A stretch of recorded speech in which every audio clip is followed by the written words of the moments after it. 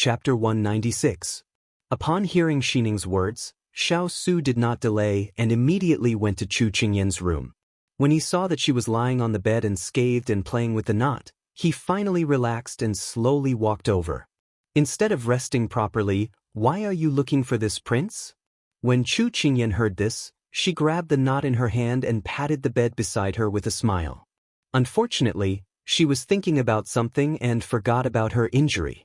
Then she grimaced in pain as she gasped for air. Xiao Su was helpless against her and sighed.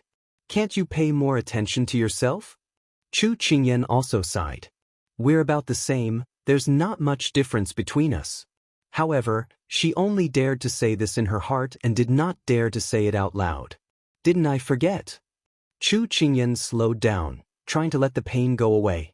Xiao Su sat down beside her bed and said with raised brows, "Speak, why are you looking for this prince?" When Chu Qingyan heard this, she protested, "Could it be that I can only look for you if I need something, but I can't chat with you if I don't need anything?" Xiao Su frowned, which was a rare sight. "This prince thinks that you're the one who's itching for a beating." Chu Qingyan chuckled and smashed the pot to pieces. All right, go ahead and hit me. Let's see if you can't bear to hit me. Or should I say, do you have the heart to bully an injured person? Why is this little fellow becoming more and more shameless? Just a little bit of color and she's really going to open up a dye house. Xiao Su did not plan to pay attention to her and prepared to get up. However, the moment he stood up, he felt his clothes being tugged. He didn't need to think to know who it was. "Big Ice Cube, I just want to talk to you." Chu Qingyan suddenly lowered her voice. Xiao Su, who had wanted to pull her hand away, put it down when he heard this. He turned around and sat down again. He wanted to see what this little fellow was up to this time. Seeing that he had compromised, Chu Qingyan cheered in her heart. She had taken the first step in a long journey. "What do you want to say?" Xiao Su went straight to the point. Chu Qingyan rolled her eyes and said, "Big Ice Cube, how about I tell you a story?" Xiao Su's face darkened and was about to stand up again, when Chu Qingyan immediately covered her shoulder and groaned, "The wound hurts, it hurts." Xiao Su sighed deeply. He reached out to hold her uninjured shoulder and asked, "Did you pull on your wound? Let this prince take a look." Seeing that he was really going to check on her, Chu Qingyan immediately waved her hand to stop him. Okay, it doesn't hurt anymore." Xiao Su looked at her suspiciously. "It really doesn't hurt?" Chu Qingyan immediately nodded. Xiao Su retracted his hand and said indifferently, "This prince was the one who took care of your wounds. If you still feel uncomfortable, tell this prince and this prince will help you change your dressing." Like a bolt from the blue, Chu Qingyan felt as if she had been struck by lightning. Was this Lord of the Lord very free? Why was it that he was the one who bandaged her every time she got injured? No wonder she felt that the bandaging method this time was so familiar. The truth was that it was the original recipe, the original smell. "Tell me, what story do you want to tell?" Xiao Su felt that if he didn't let her continue, he wouldn't be able to have a peaceful afternoon. Chu Qingyan hurriedly collected her emotions and got down to business. "The story I want to tell is from my own experience." Xiao Su nodded, looking like he was willing to listen to the details. Sensing that the Big Ice Cube didn't seem to be interested at all, Chu Qingyan took a deep breath and didn't argue with him. Then she slowly began to speak. "When I was very young, it should be the first time my teeth changed. Because I liked to eat sweets, I was very lazy after eating sweets, so I didn't brush my teeth. Brushing your teeth means to clean your teeth. Later on, a black spot appeared on one of my teeth." Xiao Su raised his eyebrows when he heard this. What was this little fellow talking about? Xining cursed in her heart. What the hell was Master talking about? Something was clearly wrong. Ignoring the expressions of everyone present, Chu Qingyan continued. "At first, when I looked in the mirror, I thought that it shouldn't be a problem. It was just a black spot. I would just brush my teeth at night and it would be fine. Then, after a few days, the black spot showed signs of expanding. I wasn't worried and continued to eat my sweets. After a while, I found that whenever I used the teeth on the other side to eat sweets, that tooth would faintly hurt. But I still didn't take it to heart and continued to eat my sweets and brush my teeth. But..." Chu Qingyan's expression suddenly became sorrowful and indignant. Finally, one day, that tooth hurt so much that I couldn't eat. My mother, oh, it was my mother, asked me what was wrong. I opened my mouth to show her. She got a fright and said that my tooth was decayed. She immediately took me to see a doctor, that is, a doctor. The doctor told me to look in the mirror. When I looked, there was actually a big hole in that tooth. Later on, that tooth was pulled out. It hurt so much that I couldn't eat properly for several days. As Chu Qingyan spoke, she covered her face. Although she had changed her body, she still couldn't forget that painful feeling from back then. After Xiao Su finished listening, he reached out and lifted her chin. "Open your mouth and let this prince see?" Chu Qingyan immediately grabbed his hand and coughed lightly to cover it up. At that time, it was still a baby tooth. Now, it has already grown new teeth. When Xiao Su heard this, he relaxed and withdrew his hand. He looked at her with an amused expression. "Then why are you telling this to this prince? Could it be that you want this prince to take good care of his teeth?" Chu Qingyan shook her head and then nodded. "Not all of it. I'm mainly telling you." Her eyes were calm, but there was a faint layer of worry in them. If your body has a small illness or injury, you can't not take it to heart. Because what if there comes a day when it threatens your health? When Chu Qingyan's voice fell, Xiao Su instantly put away all his emotions and sharply looked at her. "It seems like there's a hidden meaning in your words?" This wasn't a question, but an affirmation. Chu Qingyan brushed her hair. Big Ice Cube was so sensitive that he could sense it, as expected of a divine general who used soldiers. But she didn't deny it. "Big Ice Cube, I actually want to tell you that if you're sick or injured, you have to get treatment immediately.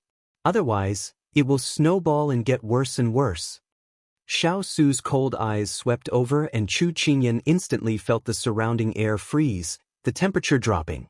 Chu Qingyan resisted the pressure in his eyes and fearlessly said, "Big Ice Cube, if you don't want to listen, I have another story to share with you. It's about hiding one's illness for fear of treatment. There was a famous doctor called Bien Quebec. The first time he met Du Quan, he said, 'Enough. You don't need to worry about this prince's matters. You just need to take care of yourself and you won't cause trouble for this prince.'" Xiao Su stood up. He no longer had the gentle expression from before and his tone was as cold as before. Chu Qingyan was frightened by Xiao Su's coldness. She couldn't help but admit that her heart was filled with jealousy because of what he had said.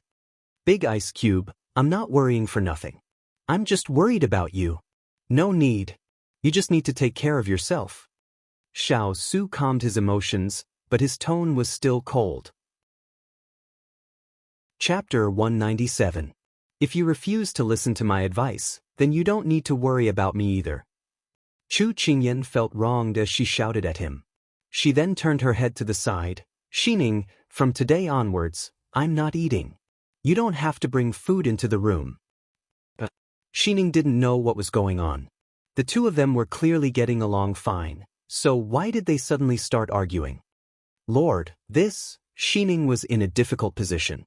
"Let her be." Xiao Su was about to leave the room. Chu Qingyan immediately blurted out, "Xiao Su, stop right there." Xiao Su turned around, his eyes filled with an unreadable emotion. "You dare to call this prince's name directly?" Chu Qingyan didn't dare to look him in the eye, guessing that he was definitely angry right now. She lowered her head and tugged at her knot as she said in a fit of pique, "Isn't a name meant to be called? Otherwise, why would you give it a name?" Xiao Su flung his sleeves. "You actually learned how to twist words and force logic. Fine, you don't want to eat. Fine, Xining, I'll starve her for a day first. This prince wants to see how long you can be stubborn for." Hearing his tone, he was clearly angry. This was the first time he had been so fierce to her, but now wasn't the time to be angry. Seeing that he was about to leave from the corner of her eye, Chu Qingyan was as anxious as an ant on a hot pan. Her shoulder was faintly hurting from the heaving of her breathing. Her eyes lit up and she placed her right hand on her left shoulder. Then she closed her eyes and pressed hard. "Master, your wound has split open." Xining, who had been paying attention to her master's every move, immediately called out when she saw this scene. Chu Qingyan's face was pale, but she gave her a look of praise. As expected of her subordinate, so quick-witted. Xiao Su, who had just stepped out of the room, turned around and walked back in large strides. When he returned to the front of the bed, he saw that the blood on the little fellow's left shoulder had already soaked the white inner clothes, and red flowers bloomed on the snow-white skin. He frowned and sat down. He shifted the person on the bed into his arms and said to Xining, who was still in a daze, "Medicine and gauze." Xining immediately took it over when she heard that. Xiao Su wanted to take off her clothes, but was caught by her hand. "Qingyan, this is not the time to be willful." Xiao Su stared coldly at the bloodless face in front of him, his tone as cold as ice. Chu Qingyan shook her head. "A crooked stick will have a crooked shadow. You can be willful, but why can't I be willful?" She said each word with great difficulty, almost as if she was in pain. "Qingyan, don't think that you can threaten this prince." Xiao Su suppressed his anger. "Then can I threaten you?" she asked with a curious expression, as if she was a studious student. Xiao Su clenched his fists and looked at her bright eyes, but he couldn't say that he couldn't. Chu Qingyan waited for a while, but he didn't answer. She had an answer in her heart. She was a little happy, but also a little bitter. "Big Ice Cube, if you want me to bandage your wound again, I can, as long as you let Ethereal take a look at your injury." "You?" Xiao Su looked at her with a gaze as sharp as a sword, but what met his gaze was her lack of fear. This wasn't the first time that someone had threatened him with an exchange, but it was the first time that he couldn't resolutely refuse someone's threat. It was him who gave her the ability to make him give in. Feeling his hesitation, Chu Qingyan let go of his wrist and grabbed his finger. Her tone changed, no longer being as hard as before. She said in a soft voice, "Big Ice Cube, I'm not forcing you, but I'm very worried about you." Xiao Su looked deeply at her. The blood on his shoulder bloomed bit by bit, but she didn't care at all. Her pale face was so transparent that he could see the veins under her skin. Her expression was weak, but it was filled with stubbornness. She was going through so much trouble for him, willing to tear her wound open just to receive a nod from him.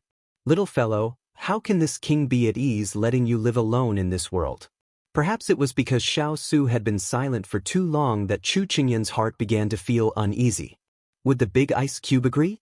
At this time, Xiao Su turned to the stunned Xining on the side and said, "Have Ethereal come over." Xining happily complied when she heard this and quickly ran out of the room. Chu Qingyan let out a sigh of relief and her body relaxed, but she couldn't help coughing. Xiao Su sighed softly and reached out to soothe her. You reap what you sow." "I reap what I sow, but it's not as bad as you hiding your illness for fear of treatment." When he looked over, Chu Qingyan immediately changed her words. "Oh no, I reap what I sow, reap what I sow."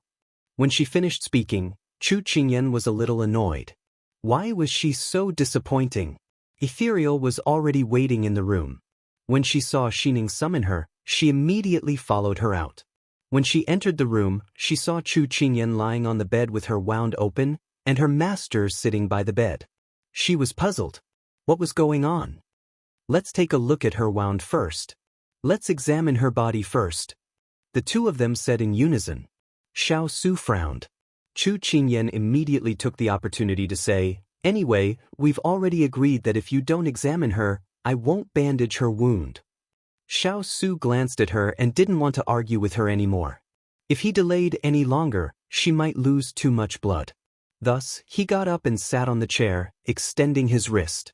Ethereal was overjoyed when she saw this. She walked forward and placed her hand on his pulse, holding her breath with rapt attention. Chu Qingyan leaned against the bed wall and looked at them without blinking, waiting for Ethereal's diagnosis and treatment results. Ethereal's expression changed from the initial calmness to shock, and then to pain. Chu Qingyan couldn't help but feel her heart clench. "Ethereal, how is His Highness's body?" Chu Qingyan hurriedly asked when she saw him withdraw his hand. "Master's internal organs are damaged. His qi and blood are in a mess, and 30% of his internal energy is destroyed. If he doesn't recuperate well, I'm afraid that the accumulated blood clots will block his meridians and cause his blood to be unable to flow freely. In the end, He didn't expect that his master's injuries were more serious than he had imagined. Fortunately, the young princess consort had convinced him. Otherwise, the consequences would have been unimaginable. Then what can we do? Chu Qingyan's heart was already in a knot. For the next period of time, master can't use force. This subordinate will write a prescription for master and pair it with a tranquilizing pill. After drinking it for a period of time, he will recover completely. But this period of time would take at least 3 months. Good. As long as he can recuperate, that's good. Xining, quickly boil the medicine for His Highness. Chu Qingyan immediately said to Xining. Thus, Ethereal left with Xining. At this time, Xiao Su stood up and returned to the side of the bed. He looked at her. Can you treat the injury on your shoulder now? Chu Qingyan's heart was in a mess. Seeing him act as if nothing had happened, she felt even more upset. Why didn't this person care about her at all? Her injuries were already so serious, yet he still wanted to bandage them for her. Xiao Su saw that she was silent. He took the medicine and gauze and helped her take off her clothes to her shoulders. He gently undid the gauze that was already soaked in blood. His brows were tightly furrowed and didn't loosen. After Xiao Su finished treating her wounds, the moment he helped her pull up her clothes, pea-sized hot tears hit the back of his hand. He was slightly startled and immediately asked, "Does it hurt a lot?" Chu Qingyan reached out and hugged him. She buried her head in his embrace and shook her head. Big ice cube, so you're not omnipotent. You can also get hurt and feel pain. Chapter 198. I thought that leaning against a big tree would be nice. But I never thought that there would be a day when a big tree would encounter a storm and he would also be injured. Was I too confident or was I deceiving myself? Faced with the little fellow's sudden dependence and sadness, Xiao Su was a bit helpless. In the end, he could only reach out to stroke her back and silently accompany her, dispelling the sadness in her heart. Big Ice Cube, I'm sorry. I didn't mean to force you, I was just worried about you. She tightly grabbed his clothes as she apologized. Xiao Su stroked her back from time to time. Big Ice Cube, can you promise me that if you get injured in the future, you won't shoulder it by yourself? She tried to persuade him. His fingers paused and after a while, he put them down again. Chu Qingyan let out a sigh of relief and continued, you have to cherish yourself. If you don't even treat yourself well, who will cherish you? Xiao Su suddenly felt that it was funny. Was this little guy teaching him how to conduct himself in society? If there's anything sad, you can tell me. Even if I can't help you solve it, I can share the pain with you. Chu Qingyan continued to ramble on. But in the end she did not hear his reply. She struggled to get up, but she was pressed into his embrace. You're still young and your shoulders are too weak. It's better if this king does it alone. Chu Qingyan pursed her lips when she heard this. How was she young? Wasn't she just a bit short? How was she weak? Wasn't she just not strong enough? Have a good rest. Don't worry about anything else. Just take care of yourself and save this king some trouble. Xiao Su lightly said. But your injuries? Chu Qingyan was a bit worried. With Ethereal here, what do you have to worry about? Go to sleep. You've already been tormented for an entire day. Xiao Su cut her off, not allowing her to explain. Chu Qingyan felt that she had challenged his bottom line today, and it was time to stop while she was ahead. Moreover, she was basically holding on to her energy, and her body couldn't take it anymore. Thus, she obediently nodded, found a comfortable position in his arms, and then fell asleep. Xiao Su looked at the little fellow sleeping peacefully in his arms, his eyes flashing with a myriad of complex emotions. Ever since he left the capital, he no longer cared so much about his own body. But this little girl always used her own way to remind him again and again of her special place in his heart, making him unable to give up. After placing her on the bed and pulling up the blanket, Xiao Su turned around and left. After leaving the room, a subordinate went upstairs to report, Master, Lord Hualing is back. Hearing that, Xiao Su went downstairs and saw Hualing's group. Hualing and the others were more or less injured. When they saw their lord coming downstairs, they immediately went up to greet him. Hualing said with some annoyance, Master, we lost track of them. Those black-clothed men are really good at hiding. After leaving this forest, they disappeared. Xiao Su walked to the center of the lobby and sat down. Looking at the slightly tired guards after last night's fierce battle, he said to Hualing, "Since they came once, there will be a second time. Don't be in a hurry to track them down. Go and rest first. Let Turin's men take the place of the guards." Hualing and Turin immediately complied. This inn was already ownerless, so Xiao Su used it as a temporary residence. The guards each had their own duties, standing guard and patrolling in an orderly manner. Su Jian, who was sitting on the other side, couldn't help but feel a faint admiration when he saw this.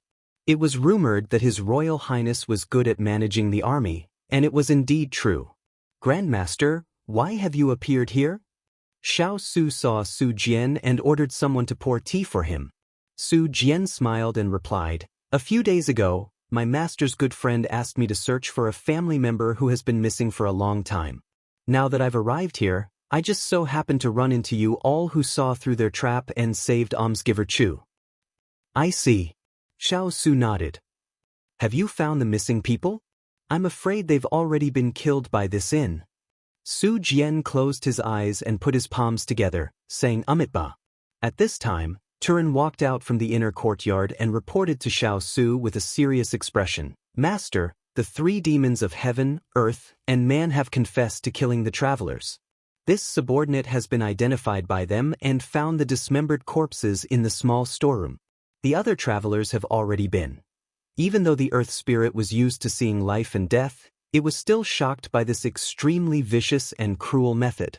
Now it was completely enraged." "Amitba, good indeed, Ethereal chanted with his eyes closed. "Hand these 3 people and their crimes to the local authorities. Confirm the identities of all the victims and have the authorities help find their families," Xiao Su said coldly. "Yes." Turin obeyed the order and left. When the hall was quiet again, the people upstairs came down the stairs with a bang bang bang bang sound. "What a good sleep." The retired emperor's voice came from afar. When he saw Su Jian downstairs, he was stunned. "Su Jian, why are you here?" Su Jian nodded at him and repeated what he had said to Xiao Su. Then he asked, "Retired emperor, have you seen this humble monk's martial uncle?" His martial uncle had a good relationship with the retired emperor many years ago. A few years ago, he had traveled with the retired emperor and never returned to the temple. The disciples had been looking for him for a long time, but there was no news of him. "I haven't seen him since we parted ways in Luoyang." "Perhaps he's roaming the world again," the retired emperor said with a wave of his hand. The retired emperor waved his hand. However, after he finished speaking, he felt his grandson's gaze on him. He immediately lowered his head guiltily. His engagement with Yenlas was the result of his discussion with Su Jian's martial uncle. But when he walked down the stairs, he realized something was wrong. He turned and asked, "Su, where's Yenlas? Why don't I see her?" "She's injured and resting in her room," Xiao Su said indifferently as he sipped his tea. "Injured? Is it serious?" the retired emperor immediately asked. When the retired emperor asked this, Su Jian paused and looked at Xiao Su, waiting for his answer. "It's not serious. She'll be fine after a few days of rest," Xiao Su said. That's good. Otherwise, no one will make pastries for me."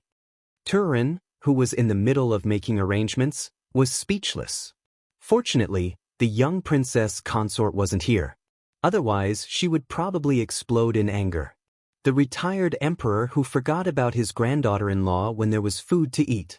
Su Jian twirled his Buddhist prayer beads as he thought to himself. The injury looked serious, but with the abilities of Xiao Su's subordinates, it wouldn't be a problem to treat it, so he was relieved. "By the way, old master, I haven't asked you yet. How come you didn't know about such a major incident?" Mu Ling asked in confusion. As soon as he finished speaking, Xiao Su also turned to look at him. The retired emperor felt even more pressured. He stammered, not knowing what to say. Was he supposed to tell them that he stole wine from the kitchen and drank himself unconscious? Xining, who was walking past the retired emperor, wrinkled her nose. "Why do I smell alcohol?" Everyone looked at the retired emperor with a look of sudden realization. The retired emperor immediately glared back. "What? You don't allow people to drink?" Everyone couldn't help but laugh. Chapter 199. The rain had yet to stop, so Su Jian stayed at the inn for the time being. Chu Qingyan slept for a day and a night. After she had her fill, she looked much better. On this day, Su Jian came to visit. Chu Qingyan asked Xining to take a seat. "Reverend, I didn't think you'd come to visit Qingyan. Almsgiver Chu is too polite." Su Jian smiled. "How are your injuries?" "The wound is already forming a scab, so it shouldn't be a big problem." Chu Qingyan also smiled, then said half-jokingly, "Reverend, you've already saved me 3 times. Qingyan doesn't know how to thank you. If you need any help in the future, feel free to ask. If Qingyan can do it, I'll do my best to help." She thought that if she couldn't do it, there was still big ice, so there was nothing to be afraid of. Su Jian smiled. "Almsgiver Chu, don't worry. It's just fate. This poor monk happens to meet you every time. If it were anyone else, they would have done the same." Chu Qingyan used to think that this person was strange and naggy. He always liked to talk about Buddhist principles to her and always liked to persuade her to become a monk. Now that she saw him sitting there humbly with a peaceful gaze, she couldn't help but feel at peace with him. It was a fact that this person had saved her. Even if he didn't accept her kindness, she could return the favor in the future if she had the ability to do so. "Reverend, I've heard about your situation from Xining and the others. Where are you going next?" Chu Qingyan asked curiously. "We monks don't have a fixed residence. The world is our home. The first step out of the temple is the beginning of experience. Life is like a sea of suffering. The responsibility of us Buddhist disciples is to save the people from the abyss of suffering." His hands were clasped together tightly and firmly. His gentle gaze was sincere and solemn. Chu Qingyan frowned slightly. "Reverend, you're not going to guide me into Buddhism again? Take me in as your disciple?" Su Jian smiled. "No need. Let nature take its course. If many hardships can be predicted through divination and then stopped, then a calamity wouldn't be a calamity." Chu Qingyan frowned. What was this person mumbling about? Why couldn't she understand a single word? However, she could still understand his intention of persuading her to give up on shaving her head and becoming a monk. Seeing her confused look, Su Jian sighed in his heart. She didn't need to understand. As long as she lived according to her thoughts, he could only do his best no matter what happened in the future. "By the way, these are the Buddha beads that I consecrated in the temple. If you don't mind, you can accept them." Su Jian took out a string of ebony Buddhist beads from his sleeve. It was formed by connecting a peanut-sized bead with 20 to 30 beads the size of soybeans. It was round and simple.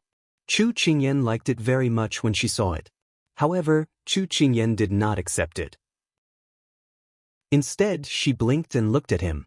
"Why are you giving me such an expensive gift? These ebony Buddhist beads can keep you safe. You and I are fated, so I'll give it to you as a meeting gift. Moreover, these ebony Buddhist beads are not expensive." Su Jian placed the beads in her hand. Chu Qingyan saw that he had already placed it in front of her and was too embarrassed to refuse. She accepted it graciously. "Thank you, Great Master." A single ebony Buddhist bead was indeed not expensive, but a bracelet of Buddhist beads could not be described as expensive. Moreover, to be able to be personally consecrated by the revered Great Master Su Jian was a blessing that everyone could only wish for. After Su Jian left, Xining came up to take a look.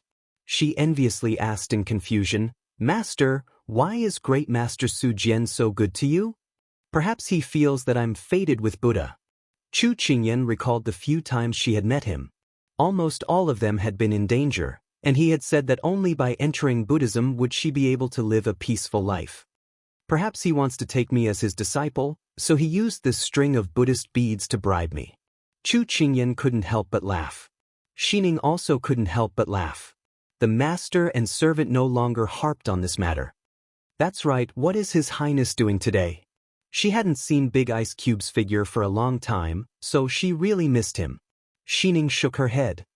This servant was brewing medicine for Master today and didn't notice. Chu Qingyan was about to ask her to go see where Big Ice Cube was when she suddenly saw a white head appear at the door. She curled her lips, crossed her arms, and harumphed, "Don't hide, I saw you." Thus, when the person hiding at the door heard her, he rubbed his head and put his hands on his hips. He said fiercely, "Who's hiding? Who's hiding? I was looking at it openly." Chu Qingyan didn't want to argue with him. "Speak, why are you looking for me? Do you feel apologetic in your heart?" Hearing this, the Emperor Emeritus was deflated. He found a chair and sat down. He coughed lightly and said, "Yen lass, I thought that after 2 days, your anger would have subsided. I didn't expect you to still be thinking about it." His expression was saying, "Why are you so petty?" Chu Qingyan shot a glance at him and harumphed coldly. "Grandfather, who wouldn't be thinking about it? If no one came to save her, grandfather, the person lying in front of you would be a corpse." Oh, don't say any more. It's all my fault. I shouldn't have drunk so much that I couldn't wake up." The Emperor Emeritus raised his hands in surrender. He didn't know that because he accidentally got drunk, the innkeeper colluded with the men in black to plot against him, causing Yen Lass to be kidnapped. At that time, Xiao Su thought that his grandfather was upstairs, so he only sent Qin Yi to protect the little fellow. He didn't expect that the Emperor Emeritus had already gone to see Zhou Gong, panting heavily.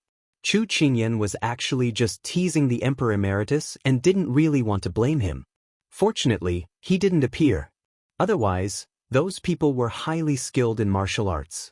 What if old Master Yen accidentally got injured? An elderly person's body was much weaker than a young person's. Fortunately, Qin Yi only suffered some external injuries and I'm fine. Then this matter is over. Chu Qingyan generously waved her hand. When the Emperor Emeritus heard this, he immediately returned to his usual well-dressed appearance, sweeping away his previous demeanor of a little wife. "That's right, Yen Lass, is Su injured?" Chu Qingyan was slightly surprised. "How did you know?" Although the Ice Cube didn't order the news to be sealed, no one dared to mention it to the Emperor Emeritus. "That's because I have a pair of fiery eyes." The Emperor Emeritus stroked his beard complacently. In fact, he only had a guess because he saw LV take out the medicine bowl from Su-er's room. Seeing Chu Qingyan's reaction, he confirmed this guess. Chu Qingyan obviously didn't believe it, but since the Emperor Emeritus already knew, she didn't hide it and told him about her injuries from the fight with the men in black. When he heard that his grandson had resisted the ethereal examination, the Emperor Emeritus, who had always been sloppy, suddenly calmed down, as if he had recovered the appearance of an elder. He sighed softly at Chu Qingyan. "Yen Lass, do you know why Su-er acted this way?" Chapter 200. You know. Chu Qingyan hadn't recovered from the Emperor Emeritus's sudden change in attitude, but when she heard his question, she immediately became spirited. The Emperor Emeritus glanced at her and suddenly kept her in suspense. "Beg me, old urchin." Chu Qingyan silently cursed him in her heart, but she forced a smile and fawned over him. "I beg you, grandfather. Grandfather, you're the best." The Emperor Emeritus nodded in satisfaction. "Good girl." However, he suddenly raised a finger, "How can words represent sincerity?" Chu Qingyan silently cursed him again. "Looting a burning house." Looking at the Emperor Emeritus's shaking finger, she thought for a moment and said, "1 plate of pastries." "No, 10 plates." The Emperor Emeritus retracted his finger, unperturbed. Chu Qingyan took a deep breath and told herself that it was worth it for the big ice cube. In the end, she gritted her teeth and nodded. The Emperor Emeritus smiled triumphantly, but in the blink of an eye, he resumed his solemn and dignified appearance of an elder. Chu Qingyan blushed with shame. His ability to change his expression was too strong. "Yen Lass, I feel that Su-er seems to be sad." "What do you mean?" Chu Qingyan was at a loss. His imperial father went too far this time. The Emperor Emeritus faintly sighed. "If this continues, I'm afraid that Su-er will be crushed by the burden in his heart." "Grandfather, don't speak half-heartedly. I don't understand." Chu Qingyan was a bit anxious. The Emperor Emeritus's words seemed to be very serious. What did he mean by the burden in his heart? What did he mean by crushed? Could he not speak in riddles like this? Her little brain still hadn't figured it out. The retired emperor looked pitifully at Chu Qingyan, whose head was about to explode. He shook his head and said, "Did you really think that leaving the capital this time was just a simple search for ores? No, the truth is far more than that. Could it be that this or hunt is very dangerous? Or is there another mission besides or hunting?" Chu Qingyan immediately reacted, and her tone was unusually serious. The retired emperor smiled when he saw that she had keenly hit the nail on the head. She was indeed worthy of being the person he had chosen. She wouldn't be too stupid, but I can only reveal this much. Unless Su is willing to tell you, you can only find the answer yourself. The retired emperor stood up. He had already revealed too much today. Originally, he only needed to watch from the sidelines. But now, many things had gone off the rails. He needed to come out and give some guidance. Chu Qingyan felt that this retired emperor really made people gnash their teeth in anger. Every time he said something important, she had to guess. Did he really think that she was a roundworm in his stomach and could guess everything? However, retired emperor did not pay attention to her resentful expression. He pointed a finger at her and then swayed out of the door. Chu Qingyan could only pull the quilt and sulk. Could it be that Sichuan emperor had given Big Ice Cube something else? What was it that could make the retired emperor so disappointed in his son? Why didn't Big Ice Cube tell him? It seemed like even Hualing and the others didn't know. If I knew that things would turn out like this, perhaps I wouldn't have summoned you here. After leaving the room, retired emperor turned around to look at Chu Qingyan, who was deep in thought. He sighed deeply and hoped that fate would not play with people.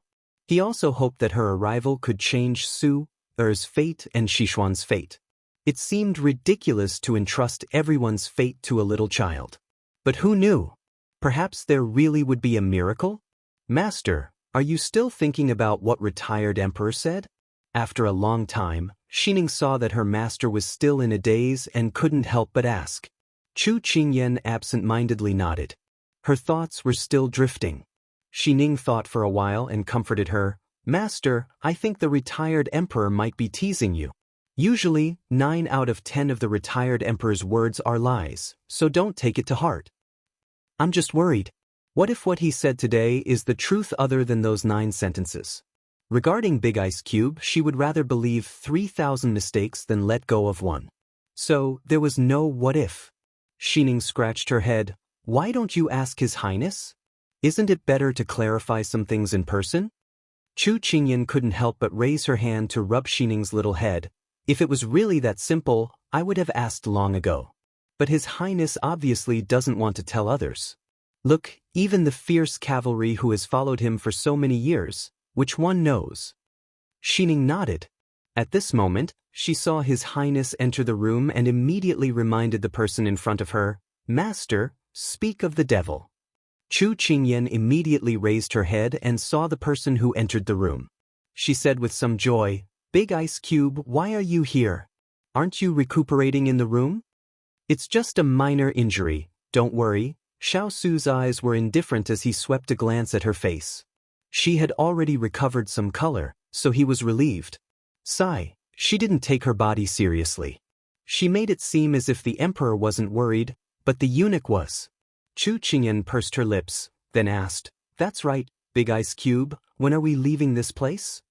"We leave tomorrow." Xiao Su sat down on the chair, his gaze coincidentally resting on the ebony beads she was playing with in her hand. His brows furrowed slightly. Chu Qingyan, who didn't notice his mood, exclaimed, "That's great, we can finally leave this damned place. The 3 idiots of heaven, earth, and human have turned this place into a purgatory on earth. Every time I think about how I'm sleeping on so many corpses, I feel uneasy." Xiao Su responded somewhat absent-mindedly, then asked, "Where did you get the ebony beads in your hand? You mean this?" Chu Qingyan raised her hand and waved the Buddhist bead necklace in her hand at him. "Master Su Jian gave it to me. He said that it's been consecrated and can keep me safe." Chu Qingyan placed the ebony beads in her palm and examined them carefully, then muttered, "Is it because every time Master Su Jian sees me, I look like I'm being hunted down, so as a Buddhist disciple with pure six senses, he can't stand it anymore, so he kindly gave me this Buddhist bead necklace. Xiao soon narrowed his eyes as he watched her play with the priceless Buddhist bead necklace as if it were an ordinary toy. He thought to himself, Su Jian is a highly respected young holy monk in Sichuan Kingdom. It doesn't make sense that he would appear so coincidentally to save the little fellow time and time again. Seeing that big ice cube suddenly stop talking, Chu Qingyan looked up at him. She thought of the retired emperor's words and couldn't help but ask worriedly, Big Ice Cube, are you feeling unwell anywhere? Or is he hiding something from us? The question was on the tip of her tongue, but she didn't ask. In the future, don't casually accept things from others. Xiao Su looked into her eyes and said sternly. Chu Qingyan was a little shocked. It was rare to see Big Ice Cube so fierce. Could it be that he was jealous when he saw that she accepted Su Jian's Buddhist bead necklace? Did he feel that his position was being challenged? But she didn't seem to have said anything good about Su Jian. Chapter 201. However, no one was more important to her than the Big Ice Cube. So she nodded with a serious face, All right, I won't casually accept people's things. As long as it wasn't casually accepted, it was fine. It was happily decided just like that. His cold eyes warmed up and Xiao Su stood up to instruct Xining, We'll set off tomorrow. Pack your master's things properly. Xining stood at attention and respectfully responded. After Xiao Su left, Xining leaned over to her master's ear and whispered, Master, don't you feel that Lord is becoming more and more like an old mother? No matter how big or small your matters are, he always worries about them? Chu Qingyan glanced at her. Do you dare to repeat what you just said in front of His Highness? Xining immediately straightened up and pretended that she didn't say anything. This servant remembers now. Master, your medicine is still on the stove. This servant will quickly go and take a look. After saying that, she ran away as if there was oil on the soles of her feet. Chu Qingyan laughed and shook her head, but after laughing her finger lightly tapped the quilt. Although the Big Ice Cube didn't say anything, it didn't mean that she couldn't find out. She had to find out what secret mission Sichuan Emperor gave him that even the retired emperor couldn't believe it. The next day, the sky had already cleared up. The storm of the past few days seemed to be just an illusion. Today, the sky was clear and the wind was gentle.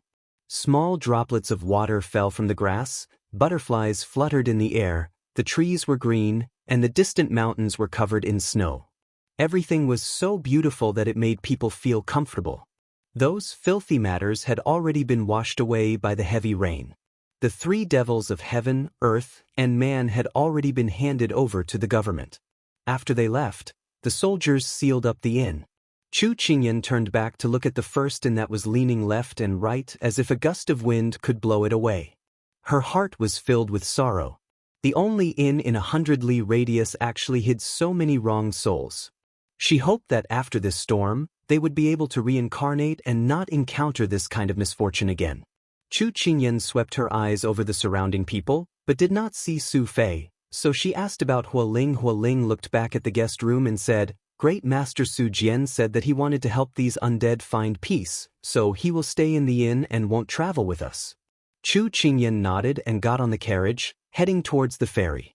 When they arrived at the ferry, Chu Qingyan saw a passenger ship that was as tall as 5 people anchored at the ferry. It was divided into 2 levels. The upper level was for people to live in, and the lower level was for luggage and carriages. The mast was upright and the white sail had been raised. She saw Turin waving at them at a glance. Where did you get this ship? Chu Qingyan stepped on the wooden planks and lightly jumped up and down. This was her first time riding a ship. Since she was young, she had always crawled on land and rode on trains, so she was very curious about this type of transportation on the sea. This ship, this subordinate brought people to make it overnight. Because time was a bit tight, there are some places that aren't very exquisite. Little young master can just casually look around. Mu Ling was ordering people to raise the sail when she heard the little princess question. She turned around and replied, My God, this was called not exquisite? It was even painted, and the patterns on the wooden windows were carved so lifelike, but she could casually look around? It wasn't that she hadn't seen ancient ships on TV, but this ship could easily leave them in the dust. Chu Qingyan couldn't help but admire it. The people under the big ice cube were really too amazing. It was simply too amazing. But not long after she praised them in her heart, she felt miserable. Because she had never been on a ship before, she didn't know that she would get seasick. So when the ship broke through the waves, she fainted beautifully. When she opened her eyes, her head was still dizzy. Big ice cube, where are we now? She felt that this environment was a little familiar, and it was a little small. Seeing that she was still injured, Xiao Su looked up at her. We've already crossed Jiushi River and are about to enter the city. Chu Qingyan instantly got up. She actually slept all the way across the river. She originally wanted to see the sunrise on the river. Xiao Su saw her defeated expression and couldn't help but say, "Your body is too weak. You'll get sick from sitting on a ship. There are many roads on the ship, so you have to be mentally prepared. Don't be afraid. The first time is unfamiliar, but the second time is familiar. At most, I'll be fine after I get sick." This was her experience of sitting on public transport. She had a physique that made her sick on all kinds of transportation, except for two-wheeled or three-wheeled vehicles. Later on, she forced herself to sit on those vehicles and barely managed to deal with her sickness. Xiao Su shook his head and continued to read the secret letter in his hand. His brows were slightly furrowed. He estimated that they would have to stay in Pingyang City for a period of time this time. After entering Pingyang City, Hualing found a tea house and stopped. Chu Qingyan got off the horse carriage and couldn't stand still. Luckily, she grabbed onto Big Ice Cube's sleeve, otherwise, she would have made a fool of herself. After getting sick from the car in the morning, she felt that her legs were weak. As expected, the aftereffects of seasickness were very serious.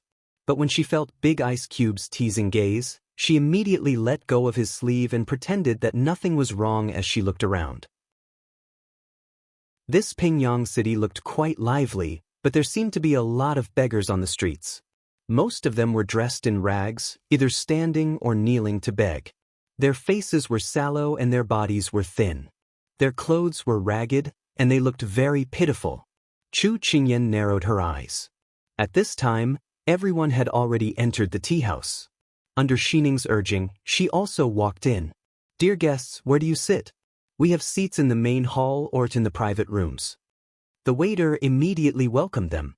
Hualing replied, "Prepare a private room." Just as Hualing finished speaking, Chu Qingyan shook her head and said, "No, let's go to the main hall." After saying that, she found a seat in the corner and waved her hand at Xiao Su and the others. That waiter was a little hesitant, not knowing who to listen to, but that delicate-looking youth seemed to be the master. Although Hualing didn't understand why the young princess wanted to sit with these commoners, he glanced at his master. He didn't seem to have any objections, so he followed the young princess' wishes. When they sat down, Grand Emperor looked around the unusually lively main hall. He winked at Chu Qingyan and said with a smile, "I didn't think that stinky brat likes to join in on the fun like this old man." Chu Qingyan propped up her cheeks with both hands and smiled slyly. "Grandfather, I'm not doing this to join in on the fun. It's because when we want to understand a city, we just need to go to a few places to know what the city is like." "Which places? Tea houses?" Grand Emperor looked at her in a new light as he spoke in surprise. "Tea houses are one place, there are also government offices and brothels." Chu Qingyan's fingers tapped the table as she slowly said, "Because tea houses were the commoners' favorite places to chat, brothels were where people from all walks of life gathered, and government offices were where the commoners and officials interacted." Xiao Su raised a brow. How did this little fellow know so much? But when he heard her say brothels, he thought of how she suddenly disappeared last time and his face instantly turned dark. Next time, he would definitely discipline her and make her go to those places less often. And at this time, several large men near their table were whispering about something, attracting the attention of Chu Qingyan and the others. Chapter 202. Guest A. Hey, do you feel that Pingyang City is becoming more and more chaotic recently? Guest B. Yes, what do you think is going on? Children go missing every few days and we haven't found them yet. I don't even dare to let my child out. Guessed A. That's right. My neighbor's grandson, who is not even 3 years old, was sleeping soundly at home a few days ago. Once the sun rose, he disappeared. It's like seeing a ghost. Guess C. There are rumors going around that Pingyang City has offended the gods in the heavens. That's why there is such a disaster. Guess A and B chatted for a while. Then, they felt bored and left after putting down the money for their tea. Chu Qingyan and the others at the table frowned. Chu Qingyan turned and asked, Big Ice Block, do you believe that the gods are behind this? Zizi doesn't talk about strange forces and gods. Xiao Su held his teacup and replied nonchalantly. Chu Qingyan nodded. She didn't believe this either. The children were stolen. It must be man-made. Hey, have you all heard?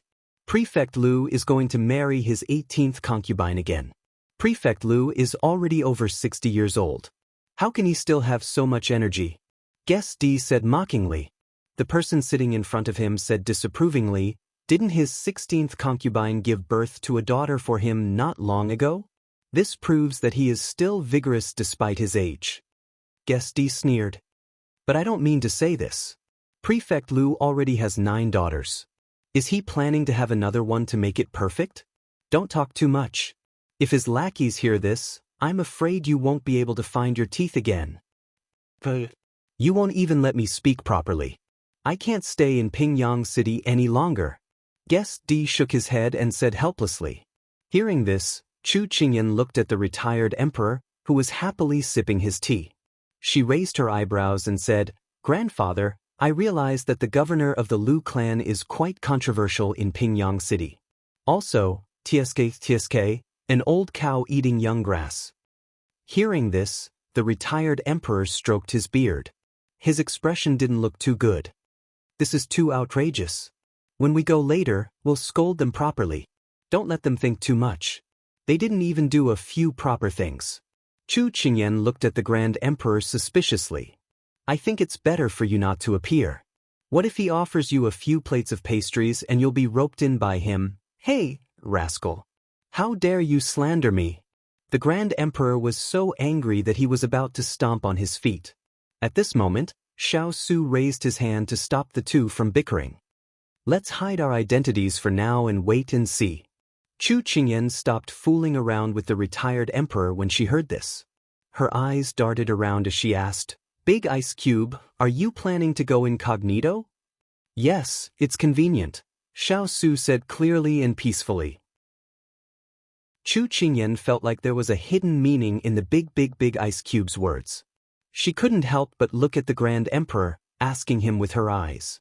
Unfortunately, the Grand Emperor pretended not to see her gaze and focused on his pastries. At this time, a few guests came in. They happened to pass by their table and heard what they were discussing. It'll be Governor Lu's 60th birthday in 3 days. I wonder how grand it will be this time. Those merchant officials will probably go and curry favor with him again. I also want to see it for myself. Do you think anyone can get an invitation? They have to be rich or noble. Otherwise, they won't let you in. After they left, Xiao Su ordered Hualing, get the invitation. We'll go to the banquet in 3 days. Chu Qingyan rubbed her chin. She had to see how tall and sturdy this Governor Lu was. Otherwise, these 18 concubines, chi, after the group left the tea house, they went to an inn. When they entered the city, LVE and the others were already waiting at the inn. When they came in, they could directly check in. The bustling inn didn't pay much attention to this group of unfamiliar guests. Pingyang City was close to the capital and there were many merchants coming and going. Everyone just took a look and went about their own business.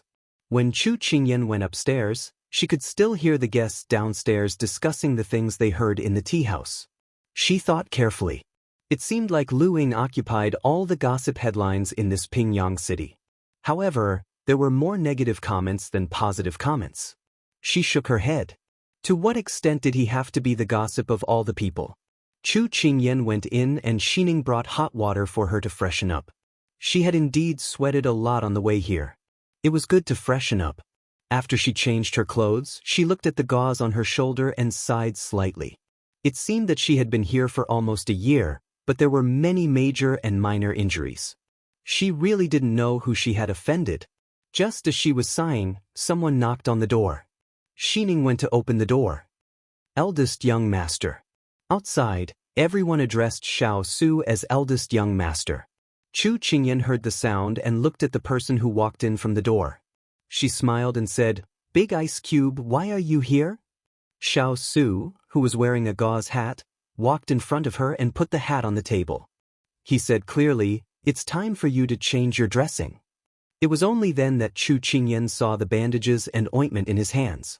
She swallowed her saliva and tried to negotiate. "Well, Big Ice Cube, I realize that my injuries have improved a lot recently.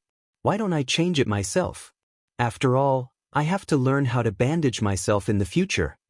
Xiao Su's hand, which was putting down the gauze, paused. Hearing her last sentence, his eyes darkened. "There won't be a next time. In the future, I won't let you have the chance to get hurt again." What? Chu Qingyan touched her head. What did Big Ice Cube mean? Why did he say something that didn't make sense? But just as she was in a daze, the other party had already taken off her clothes halfway to her shoulder and skillfully untied the gauze. Chu Qingyan couldn't help but cover her eyes with her hands. Forget it, forget it. She was only 10 years old and her body hadn't fully developed yet. Why was she being so pretentious? Didn't he see Big Ice Cube's eyes looking straight ahead? He won't take advantage of us. But when she thought of this, why did she feel a little sad? She missed her body in the modern world. At least when she was in school, there were still talent scouts who wanted to poach her to be a print model. With this small body now, when would she be able to have a voluptuous and graceful figure? Just as she was daydreaming, Xiao Su had already changed the medicine for her. He raised his eyebrows when he saw her absent-minded look. Recently, this little girl seemed to be more and more able to hide things, unlike in the past where she always showed her emotions on her face. However, this was also a good thing. At least it proved that she had grown up. But he didn't allow her to hide anything from him. "What are you thinking about?" He wiped his hands with the cloth that Xining handed over. Chu Qingyan came back to her senses. From this angle, she just happened to see his delicate chin. The mask he wore today only covered his eyes and the bridge of his nose, revealing his thin pink lips. It was like a red dot on a green tree branch in the spring wind. Chapter 203. Chu Qingyan suddenly stared blankly. She couldn't help but think, if Big Ice Block's face hadn't been burned by that fire, then what kind of beauty would he have had? His temperament was cold and lofty. His eyes were filled with starlight, as if he had gathered all the light in the world and brewed the most mellow star wine. Just a single glance was enough to make people drown in it. It wasn't the wine that made people drunk, but they themselves. Although Big Ice Block looked like a handsome man with a cold temperament and didn't smile often, his smile was enough to make people fall. She never thought that the mask on his face would cover up his brilliance. On the contrary, it was just right to cover it up, adding a mysterious charm to him. Xiao Su didn't hear her reply for a while, but he could feel her gaze on his face. It was hot and faintly bright. He faintly glanced at a certain someone who was still immersed in her own thoughts and coughed a few times.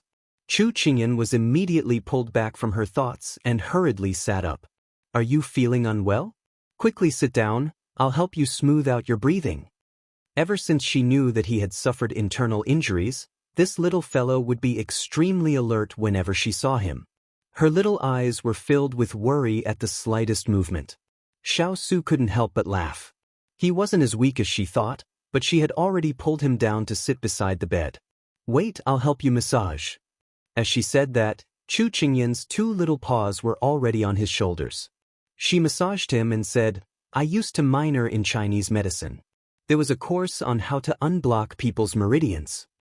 At that time, she was relatively lazy and didn't listen to the basic elective classes. She only studied the unblocking of meridians very seriously because during the final exam, the teacher used this as the assessment score. However, in the entire dormitory, she was the only one who impulsively chose that course.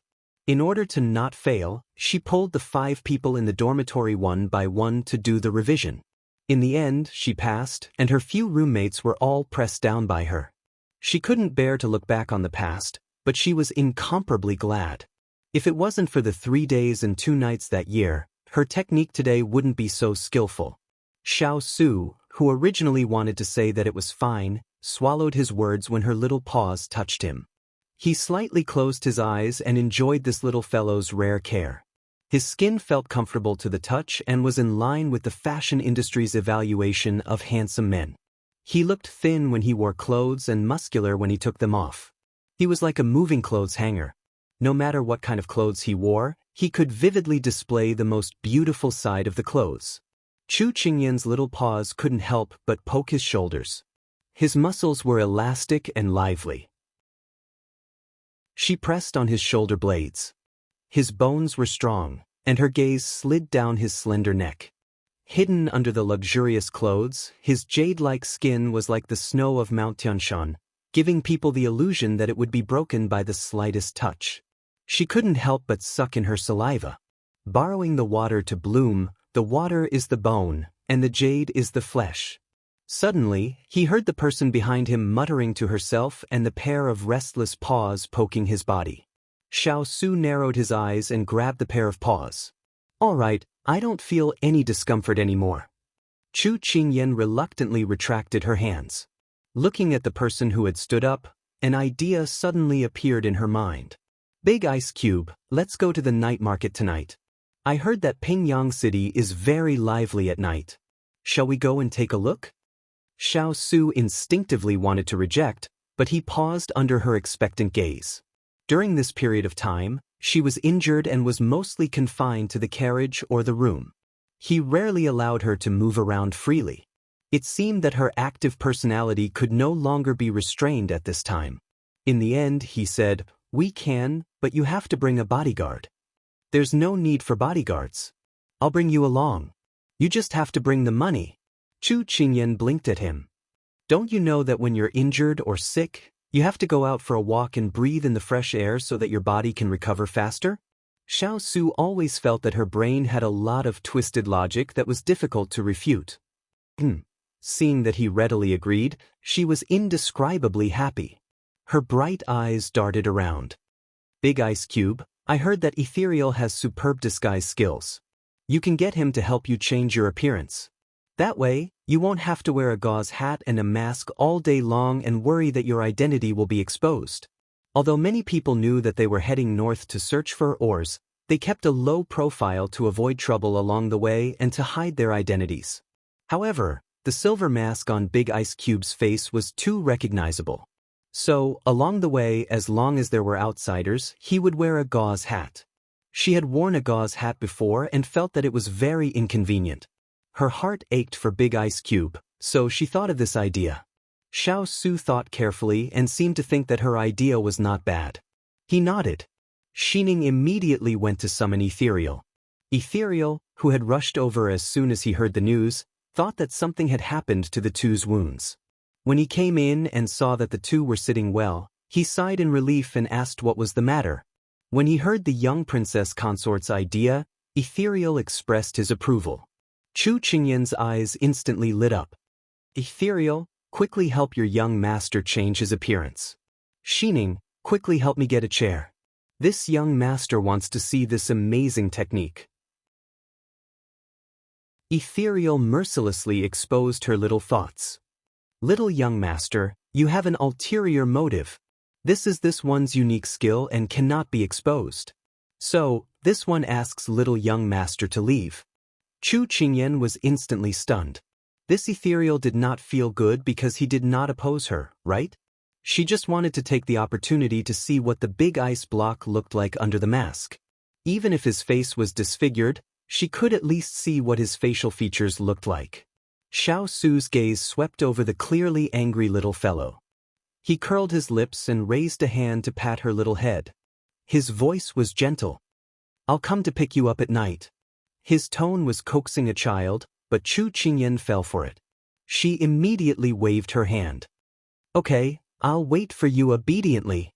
Seeing the big ice block leave, Chu Qingyan immediately stopped smiling and snorted at Ethereal. Why aren't you hurrying to change your master's appearance? Why are you standing here like a statue? Ethereal narrowed his eyes and smiled. Little young master, you'll know when it's time. Sometimes you can't force it. Chu Qingyan rolled her eyes. What was this person playing at? Was he itching for a beating? When he finished speaking, Ethereal leisurely walked towards the door. Chu Qingyan said to Xining in bewilderment, Say, the woman who takes a fancy to Ethereal in the future, what kind of unique taste do you think she will have? To be able to get along with this weirdo, I can't help but admire her courage. Ethereal, who had just walked out of the room, stumbled and a cross appeared on his forehead. Little princess consort, that's enough. He was just reminding her out of kindness, all right? Chu Qingyan and Xining were laughing so hard behind them that they could not stop. Who knew what would happen in the future? Wasn't everyone right? Chapter 204. Chu Qingyan was fidgeting in the room. Although Big Ice Cube was only in disguise and looked completely different from her real face, she still felt nervous just thinking about it. At that time, she didn't use a mask to cover her face, so her face could be seen from 360 degrees. Master, stop pacing around. Come and drink some water. Xining considerately poured her a cup of water. Chu Qingyan took the water, still looking expectant. Xining, what do you think will happen when eldest young master takes off his mask? Xining pursed her lips and looked at her master's distracted look. She couldn't help but laugh.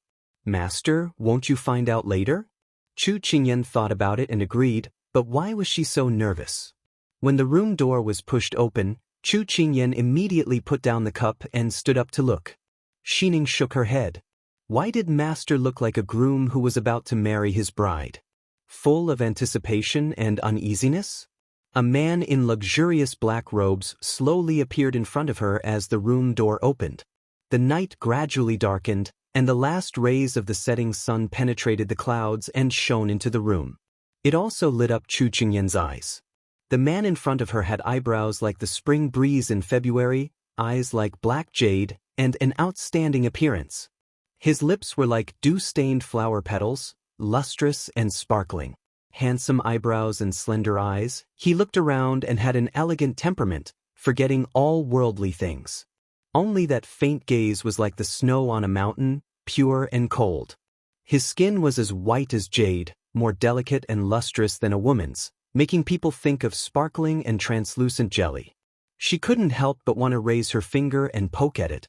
A noble and famous young man, bright and spirited, enough to turn all living things upside down with just one look.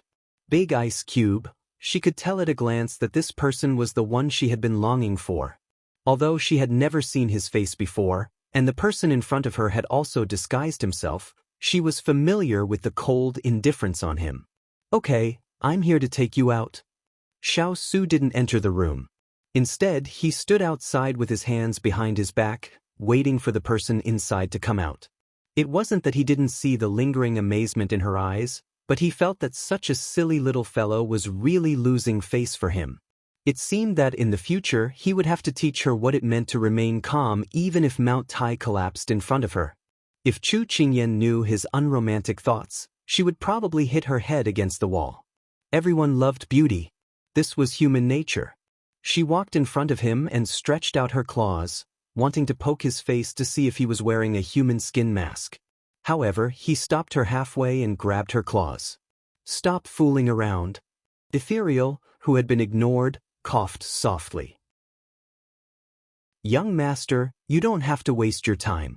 This human skin mask is glued together seamlessly. You won't be able to find any flaws. Chu Qingyan wasn't angry that Ethereal had exposed her thoughts. Instead, she asked him, does this mask resemble your master's original appearance? Ethereal smiled but didn't answer. Chu Qingyan rolled her eyes at him, then turned to look at the person beside her. Cousin, let's go out. Ignore him. Oh, you're burning the bridge so quickly. Ethereal shouted behind them. Chu Qingyan turned back and rolled her eyes at him. Who told him to play riddles with her? He clearly knew that she was very concerned about Big Ice Cube's appearance, yet he used this to tease her.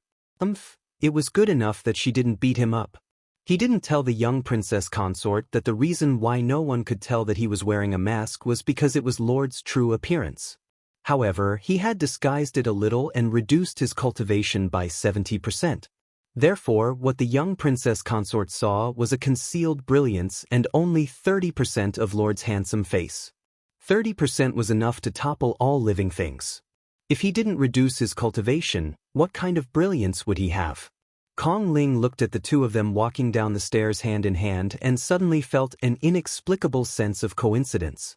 It was as if the two of them were supposed to be walking together. He couldn't help but rub his eyes. It was probably because he hadn't rested well recently that he was seeing things. Hey, do you think that master and the little young master are a good match? Hua Ling appeared out of nowhere with a corn cob in his mouth as he blabbered on. Kong Ling glanced at him and said, "What nonsense are you talking about? Wipe the corn off your mouth. Don't embarrass master." After saying this, Ethereal turned to enter the room and heavily closed the door. Hua Ling rubbed his nose.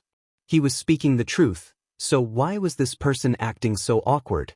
At this time, he saw the waiter come up the stairs.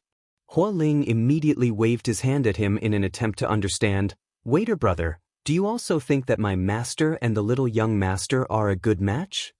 The waiter raised his hand to wipe the cold sweat on his forehead. They were both men, how could they be a good match? It couldn't be that they were good men, right? But the person in front of him was anxiously waiting for his reply. The waiter immediately tightened his clothes. These guests were a bit strange. He had to immediately tell the boss that he was sick today and needed to take the day off. Seeing the waiter rolling down the stairs in fear, Hua Ling was a bit confused. Was he really that terrifying? Ethereal has a sharp tongue but a soft heart. You don't need to take his words to heart. Xiao Su brought her out of the inn and stood on the main street filled with people. He looked forward, and although his voice was as light as usual, it was hard to hide the gentleness in his voice. Chu Qingyan revealed a smile. "I didn't take it to heart. I know that the people by your side don't like me at first, but I'm not a silver note that everyone loves, so how could everyone like me?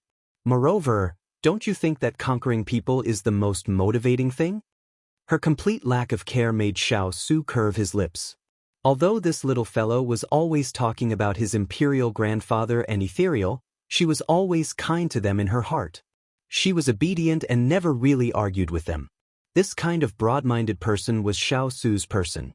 Xiao Su forgot that he wasn't wearing a mask right now.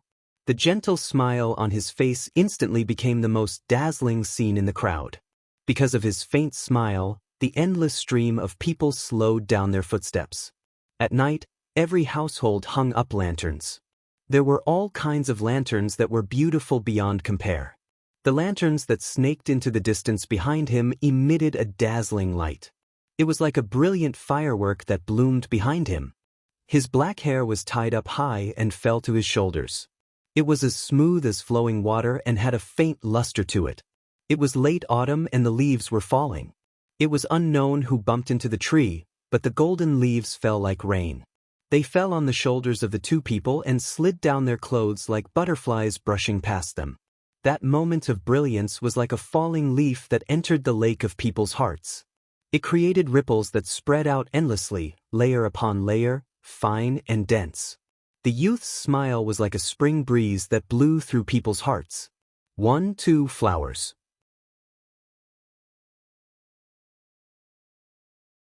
Chapter 205. Chu Qingyan then realized that the people walking past her seemed to have been slowed down. Every step they took seemed to have slowed down, and their gazes seemed to land on Big Ice Cube. She turned her eyes and missed the ripple at the corner of Xiao Su's mouth. However, the gentle light on his body climbed up his black, patternless clothes bit by bit. The light and shadow formed a pattern. Sometimes, the falling leaves would fall, and the pattern would become a graceful butterfly. Sometimes, the wine flag would flutter, and the pattern would become a burning flame.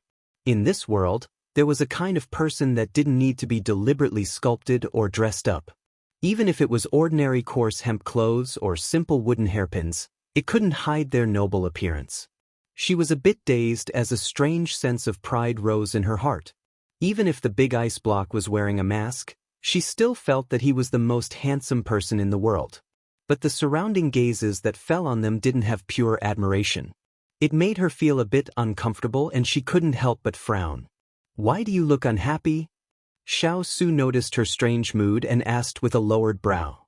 Chu Qingyan looked up at the person in front of her. His eyes were filled with nobility and his voice and appearance were clear. How could this kind of person not attract attention? "Big ice block, I regret having you change your appearance. So many people are staring at you, it really makes me feel uncomfortable," she muttered in a small voice. The bustling streets were bustling with noise and excitement. Even with Xiao Su's exceptional hearing, he was unable to catch her words. He leaned forward and his black hair fell. A gust of night wind blew and his hair brushed past her face. It brought with it a clear ink fragrance. She seemed to see ink and green bamboo spread out in front of her. "What did you say just now?" His voice was as cool as the night wind, but his tone was a bit pampering. She came back to her senses and her face suddenly became embarrassed. She was the one who wanted him to change his appearance, but now she had that kind of thought. If she said it out loud, she would be laughed at by the big ice block for being fickle. She looked at the face close by and gave a light cough. In front of such beauty, she seemed to have been bewitched. "No, nothing. I just wanted to say that this night market seems to be very big. Where are we going?" Chu Qingyan immediately laughed. Xiao Su didn't know what was going through her mind. Instead, he straightened his body. His straight and slender figure stood out among the crowd, but he didn't realize it. "Then let's take a walk. We must return to the inn before 9 o'clock. He held the little fellow's hand and slowly walked into the world of mortals. 11 o'clock? Big Ice Cube really adhered to the teaching method of children to go to bed early and get up early, and he did the same for himself. Alas, since there were still more than 2 hours left, he might as well play to his heart's content. As they had just entered Pingyang City, no one recognized them. Hence, they did not bring a single soldier or guard with them this time. Chu Qingyan saw someone selling steamed buns on the street. She hadn't eaten dinner yet and was a little hungry. She touched her body and found that she had forgotten to take her purse in a hurry. Sure enough, beauty misled people. "Big Ice Cube, I want to eat buns." "So?" Xiao Su raised an eyebrow and looked at her. Hence, she stretched out her hand to the person beside her. "Give me money." Xiao Su smiled when he heard that. He took out a purse from his sleeve and placed it in her hand. Chu Qingyan felt that the purse in her hand was heavy, and her eyes lit up instantly. She had only wanted to find Big Ice Cube to take a few pieces of silver, but she didn't expect him to give her the entire purse. The way Big Ice Cube handed the purse to her was too handsome. Sure enough, she was the one who brought him, and he brought the money. This feeling couldn't be any better. "Why you still in a daze? I don't have any buns on my face." Xiao Su raised his hand and waved it in front of her eyes. Was this little fellow in front of him possessed? Chu Qingyan immediately retracted her gaze and waved the purse at him. "Then I'll go buy it." Xiao Su watched as she skipped happily to the bun shop to choose some buns. His gaze couldn't help but soften. "Young master, your younger brother is really handsome." The old man who was selling children's toys at the side followed Xiao Su's gaze and couldn't help but say affectionately. If it was a normal day, he would rarely pay attention to him. But he nodded at this time. He's a bit naughty. Children are all like this. My family's grandson is even more naughty. He's always climbing trees to grab bird eggs and going into the river to catch fish and prawns. He always ends up dirty every time. The old man leaned against the little wooden cart. Although his words were criticizing his grandson, his face was filled with the radiance of affection. Xiao Su looked at the back figure that was seriously choosing the buns. The light in his eyes was sparkling and there was an indescribable charm in them. This little fellow is a bit clingy, a bit talkative, and a bit greedy, but everything else is good. The old man laughed. His hand that was stroking his beard paused and he said with a smile, "I can see that as an older brother, you really love this little brother. Elder is too kind. This one is just doing his best to let him live a comfortable life without fear." The moment she moved into the prince's residence, their fates were already intertwined. She was brought into the center of the whirlpool by him, and there was too little he could do for her. Young man, this old man can see that you care a lot about this little brother. Don't worry, your efforts will always be rewarded. When your little brother grows up, he'll understand your care and concern. The old man shook his head and smiled. Thank you, elder. Xiao Su looked up and saw the little figure that was running back in a hurry. It seemed that the little fellow had grown a lot taller in this period of time. Here, this is the red bean bun, meat bun, vegetable bun, bamboo shoot bun. Which one do you want? Chu Qingyan looked at all the buns in front of him as if she was presenting a treasure. At this time, the old man gave a muffled laugh and turned to Xiao Su. Young man, look at your little child. He's much more sensible than my grandson. He'll give you everything he has first. The corner of Xiao Su's mouth lifted slightly, a smile in his eyes. At this time, Chu Qingyan noticed the old man standing beside them and immediately handed the bun in her hand to him. Old grandpa, do you want one too? No, this old man has already eaten dinner. You two brothers can eat. The old man waved his hand. At this time, Xiao Su picked up the windmill from the old man's stall. Chu Qingyan, pay up. Oh, okay. Chu Qingyan took out some silver from her money pouch and stuffed it into the old man's hand. Old grandpa here. The old man hurriedly lowered his head to give the change, but when he looked up, the figures holding hands had already walked far away. He could only hear the two's conversation carried by the wind. Big Ice Cube, last time you were recognized as father and daughter. This time you're recognized as brother. You've improved. Eat your food properly. Don't talk when you eat. We're already walking on the streets. Don't be so picky when you eat. Big Ice Cube, try this bamboo shoot bun too. It's not bad. Right? It's delicious, right? Sure enough, she was a little clingy, a little talkative, and a little greedy. The old man shook his head and laughed.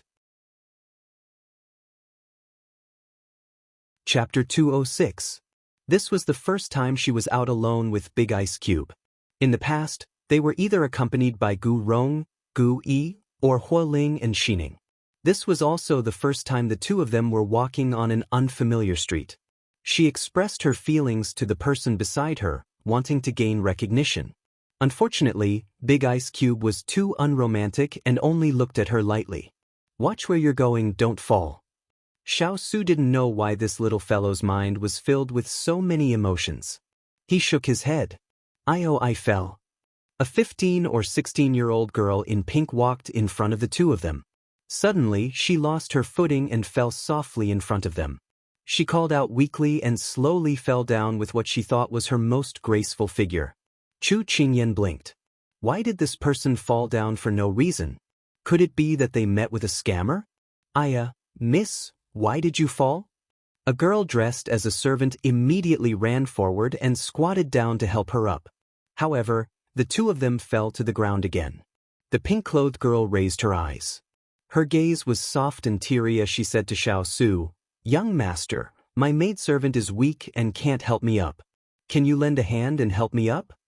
This pretentious voice, coupled with the eyes that were constantly looking at the Big Ice Cube, made Chu Qingyan realize what was going on. So they didn't meet with a scammer, but a flirt. If it was a normal day, Xiao Su wouldn't even bother with this pair of master and servant. However, there was a crowd at this time and these two people were blocking their way. Xiao Su turned to look at Chu Qingyan beside him. Chu Qingyan received the message and sighed. She handed the two pinwheels in her hands to the person beside her, then stepped forward and asked kindly, Miss, let me help you up. Young master, it's not that I don't appreciate your kindness, but I'm afraid you can't help me up. The girl in pink used a handkerchief to cover her face. Her eyes drifted towards Xiao Su from time to time. The more she looked at him, the more her heart raced. This young master was really handsome. He was more masculine than any man she had seen in Pingyang City. The more she looked at him, the more she liked his cold temperament. Chu Qingyan had no choice but to turn around and shrug at Xiao Su. This young lady thinks that she's too heavy for others to help her up. Cousin, let's let someone as strong as a bull help her up. If we accidentally cause her to fall, it'll be our fault. A smile appeared in Xiao Su's eyes, but his face was serious as he said, You're right. We should make way for the others. Otherwise, it won't be good if we delay helping this young lady. Chu Qingyan secretly said in her heart, it seems that this big ice block is also a black-bellied person, but usually does not show it. The girl in pink saw the two of them singing the same tune and then bypassing her to leave. She instantly clenched her fists in anger. She had really shot herself in the foot. If she had obeyed that young master, she could have taken the opportunity to talk to him now. Miss, the two of them have left. What should we do? The servant asked anxiously. Let the guards check on the background of the two of them. I must see him again. The girl in pink stood up and looked at the handsome young man in black slowly being drowned out by the crowd. Her heart was filled with indignation. She, Lu Fu, had nothing in Pingyang City that she could not get. Chu Qingyan looked at the master and servant behind her and shook her head. This kind of pickup was no longer popular now. These two were really a little silly. They were hitting on a stranger on the streets. Were they not afraid that he was a bad guy? At this moment, a few more girls looked at the big ice block with infatuated expressions. Chu Qingyan glanced at the person beside her. She still felt that it was better for the big ice block to wear a mask or a veil hat. It was not illegal to be good-looking, but it was wrong to come out and harm others. Chu Qingyan sternly clarified that it was not because she felt uncomfortable seeing other people staring at the big ice block. There's a restaurant in front. Do you want to go in and eat? Xiao Su looked at the spring restaurant in front and asked the person beside him. She had only eaten a few buns tonight. It was possible that she would complain that she was hungry after walking the entire street. Chu Qingyan heard him and looked forward. Her eyes instantly lit up. However, she was not looking at the restaurant, but at the glutinous rice dumplings stall opposite the restaurant. Big ice block, I want to eat glutinous rice dumplings, sesame glutinous rice dumplings, peanut glutinous rice dumplings. Chu Qingyan tugged at his sleeve and jumped up and down. She knew that the big ice block was of noble birth and was afraid that he would not be interested in the things sold by these small stalls. Aren't the silver tails with you? Do you think I have the right to speak? Xiao Su teased. Chu Qingyan slapped her head. Oh right, she actually forgot. The money was with her, so the right to make the decision was with her. After thinking it through, she said proudly, I can't deny that you have the right to speak, but the decision is in my hands. Hurry up, I'm almost drooling. With that, Chu Qingyan could not wait to run over. People came and went, and there was an endless stream of horses and carriages. Xiao Su was worried. He held her hand with one hand and helped her carry the windmill with the other. He shook his head and laughed as he walked towards the stall. A window of the restaurant opposite the stall happened to be open. Two large lanterns hung above the stall, illuminating the area around the stall. The person standing by the window immediately saw Chu Qingyan and the young man. Perhaps these two people's appearances were too outstanding. When that pair of bloated eyes saw the handsome Xiao Su dressed in black, they immediately widened. It was as if he was a vicious dog that saw a piece of bone. This person's appearance really makes one's heart itch. He could not help but sigh softly. At this time, the person sitting in the private room saw that the honored guest did not respond for a long time. He could not help but stand up and come over. When he saw the infatuated expression on the honored guest's face and the handsome and cold man under the light, he immediately understood. Lord Lu, have you taken a fancy to that man? What is Boss Xiao saying? This official is a 7-foot-tall man. How could I take a fancy to a man? Isn't this insulting this official? Lu Ying said righteously. Although he said that, he could not hide the greed in his eyes. Zhao Qing smiled in understanding. This one did not mean that. I just feel that if this person can catch Lord Lu's eye, it would be his fortune. Who doesn't know Lord Lu's identity and status? Many people dream of becoming your subordinate. Hearing this person's compliment, Lu Ying immediately beamed with joy. Boss Xiao really knows how to talk. Then when it's your 60th birthday, this one will send them to your residence to attend the birthday banquet. How about that? Zhao Qing said with a hidden meaning. Lu Ying rubbed his chin and looked at the two people chatting and laughing at the stall. His bloated eyes narrowed. Then this official will not be courteous. The young man beside him is not bad either. I can send him over together. Zhao Qing understood. It seemed that this person was not only into men, but also into women. He smiled insincerely and said, "I will definitely not disappoint Lord Lu's expectations." Chapter 207. Boss, 2 bowls of glutinous rice balls, one with peanut filling and one with sesame filling. After ordering, she turned around and asked, "Big Ice Cube, what kind of filling do you want?" "So you ordered those 2 bowls for yourself?" Xiao Su did not understand her passion for glutinous rice balls. "I'm fine with anything. You have no idea how much I miss the taste of glutinous rice balls. It's fragrant in my mouth and smooth like butter. Tsk, my saliva. Boss, another bowl of sesame filling." Chu Qingyan immediately stopped her fantasy and shouted to the boss. "Okay, customers, please sit for a while. It will be served to you soon." The boss sang loudly and quickly put the glutinous rice balls into the pot. Chu Qingyan smiled when she heard that, then turned around and pulled Big Ice Cube to find a seat. However, when she saw the slightly dirty table and chairs, she hesitated. It was a little unfair for Big Ice Cube to eat in such a place.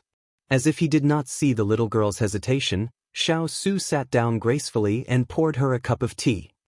"Have a cup of water. You've been running all the way." Seeing that he did not care, Chu Qingyan pursed her lips and smiled mischievously. "Okay, thank you, cousin." Xiao Su shook his head helplessly. The little girl was getting better and better at talking. When the steaming glutinous rice balls were served, Chu Qingyan called out to Big Ice Cube and then eagerly scooped a mouthful of glutinous rice balls into her mouth. Then Xiao Su saw her slowly frown and spit out the glutinous rice balls. "Eat slowly, it's very hot." Chu Qingyan stuck out her tongue and her eyes were wet like Xiao Wang's. She said pitifully, "It's so hot. It's so hot." Xiao Su blew on the glutinous rice balls in the spoon and looked at her. "You can't eat hot glutinous rice balls in a hurry." Then he put the glutinous rice balls into his mouth. Chu Qingyan fanned her mouth and asked enviously, "Is it good?" "It's okay." The sesame filling was not too sweet and the texture was not bad. Xiao Su said to the point. Chu Qingyan's heart itched when she heard that. She waited for the tang yuan to cool down for a while, then immediately scooped a mouthful and put it into her mouth. The moment she bit through the skin, her eyes narrowed into a line with happiness. "It's so good. This is even more original than what I've eaten before. There's no preservatives added, so I can eat it at ease." Her intoxicated expression was easily satisfied. Xiao Su's hand that was holding the spoon paused. "It's just a bowl of glutinous rice balls. Is it worth it for you to be so emotional? If others heard this, they would think that I have mistreated you. Hee, this is called contentment." Chu Qingyan stirred the glutinous rice balls in her bowl and smiled from the bottom of her heart. "Of course Big Ice Cube treats me very well. No one will think that way. Don't worry." Xiao Su shook his head and let her be. Xiao Su had always been an elegant and fast eater. By the time he finished one bowl, the little foodie opposite him had already finished 2 bowls. Chu Qingyan licked the corner of her mouth and immediately stretched out her hand. "Boss, 2 more bowls?" Xiao Su raised his hand. "No need, this is enough." "Big Ice Cube, I'm not full yet." Chu Qingyan protested. "Your protest is invalid. Too much is as bad as not enough. You'll have a stomachache at night if you eat so much glutinous rice." Xiao Su heartlessly rejected her request. "Cheapskate, drink cold water." Chu Qingyan muttered softly. It was so quiet that her small voice could not escape his ears. However, he did not argue with her. He stood up and waited for her to pay before leaving. Chu Qingyan, who had put down the money, suddenly came back to her senses. Did Big Ice Cube want her to pay when he gave her the money pouch? Looking at the relaxed Big Ice Cube, Chu Qingyan was even more certain of this thought. He knew how to order people around. Xiao Su did not know what she was thinking. He held her hand and slowly walked towards the downtown area. "Big Ice Cube, why are there so many begging commoners there?" When they walked to the side of an alley, Chu Qingyan was surprised by the beggars lying in the alley. When she finished speaking, those beggars immediately came to her and surrounded the 2 of them. They stretched out their hands and held out their broken bowls as they begged, "Two young masters, please give us some money. We haven't eaten for several days. Please." All of them were sallow and emaciated. Their hair was messy and their faces were dirty. Their clothes were tattered and some of them were almost naked. Chu Qingyan looked at the person beside her. "The money is with you.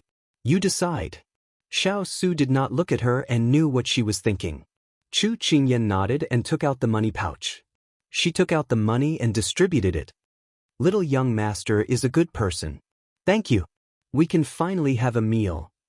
Guanyin Bodhisattva, bless us." "Thank you." The beggars who received the money thanked her. Chu Qingyan was about to respond when she saw the other beggars rushing over. Chu Qingyan was scared out of her wits. She immediately grabbed the hand of the person beside her and ran in another direction in a panic.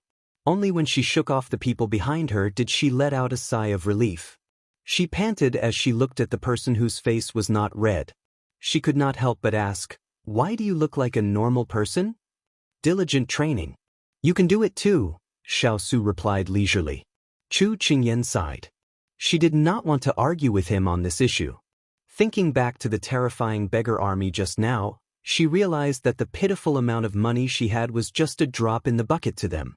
She could not help but ask, "Big ice block, Pingyang City is prosperous. It's normal to have beggars. But why are there so many of them?"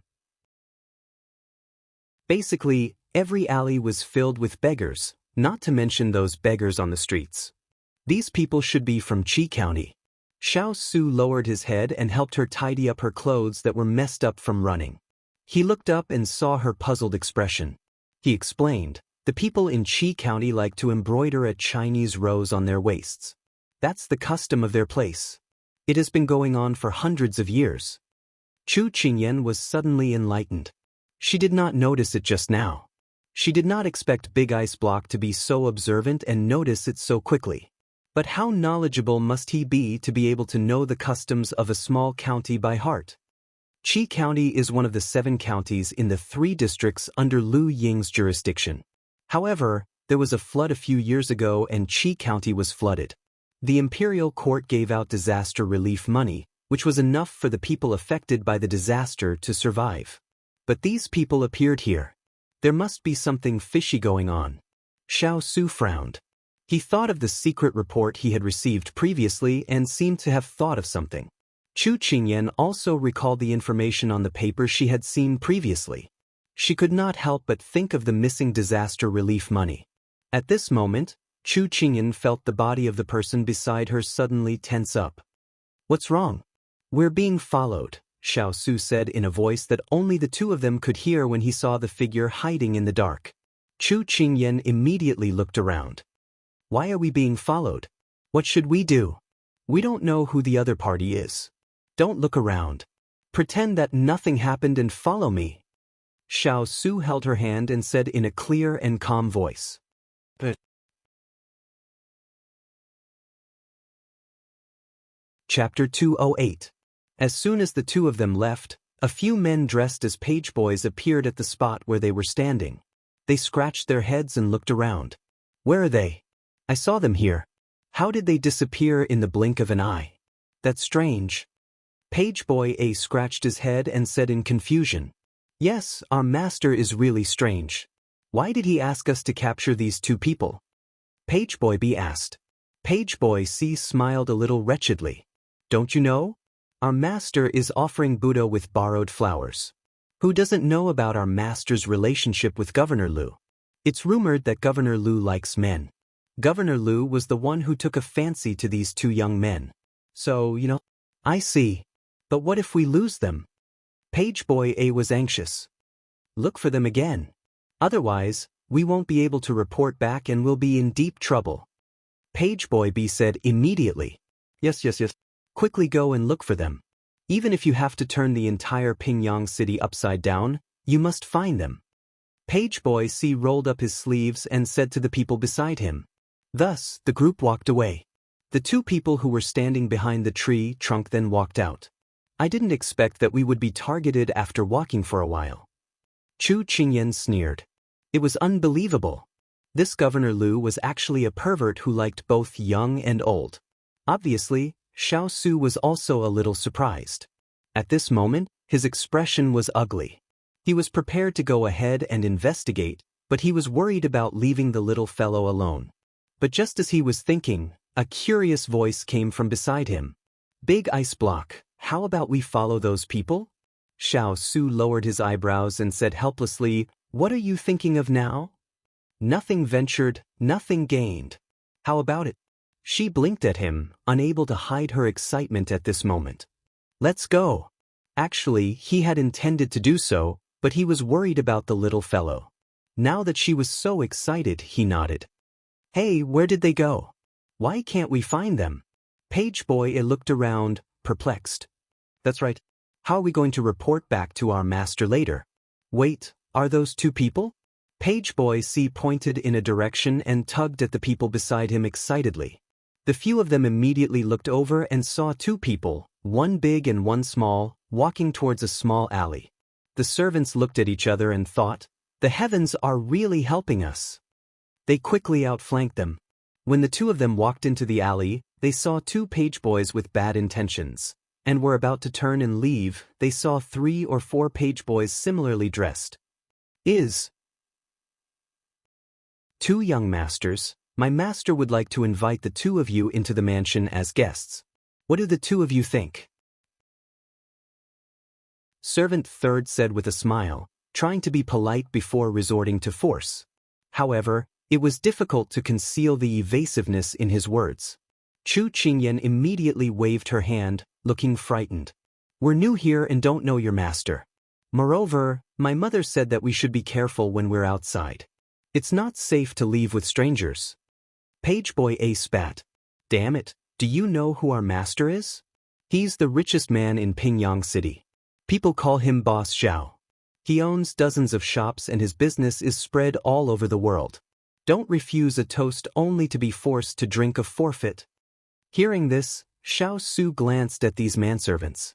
When the manservants saw this silent and graceful man suddenly raise his head and glance at them with a cold expression, they suddenly felt a chill run down their spines and shivered.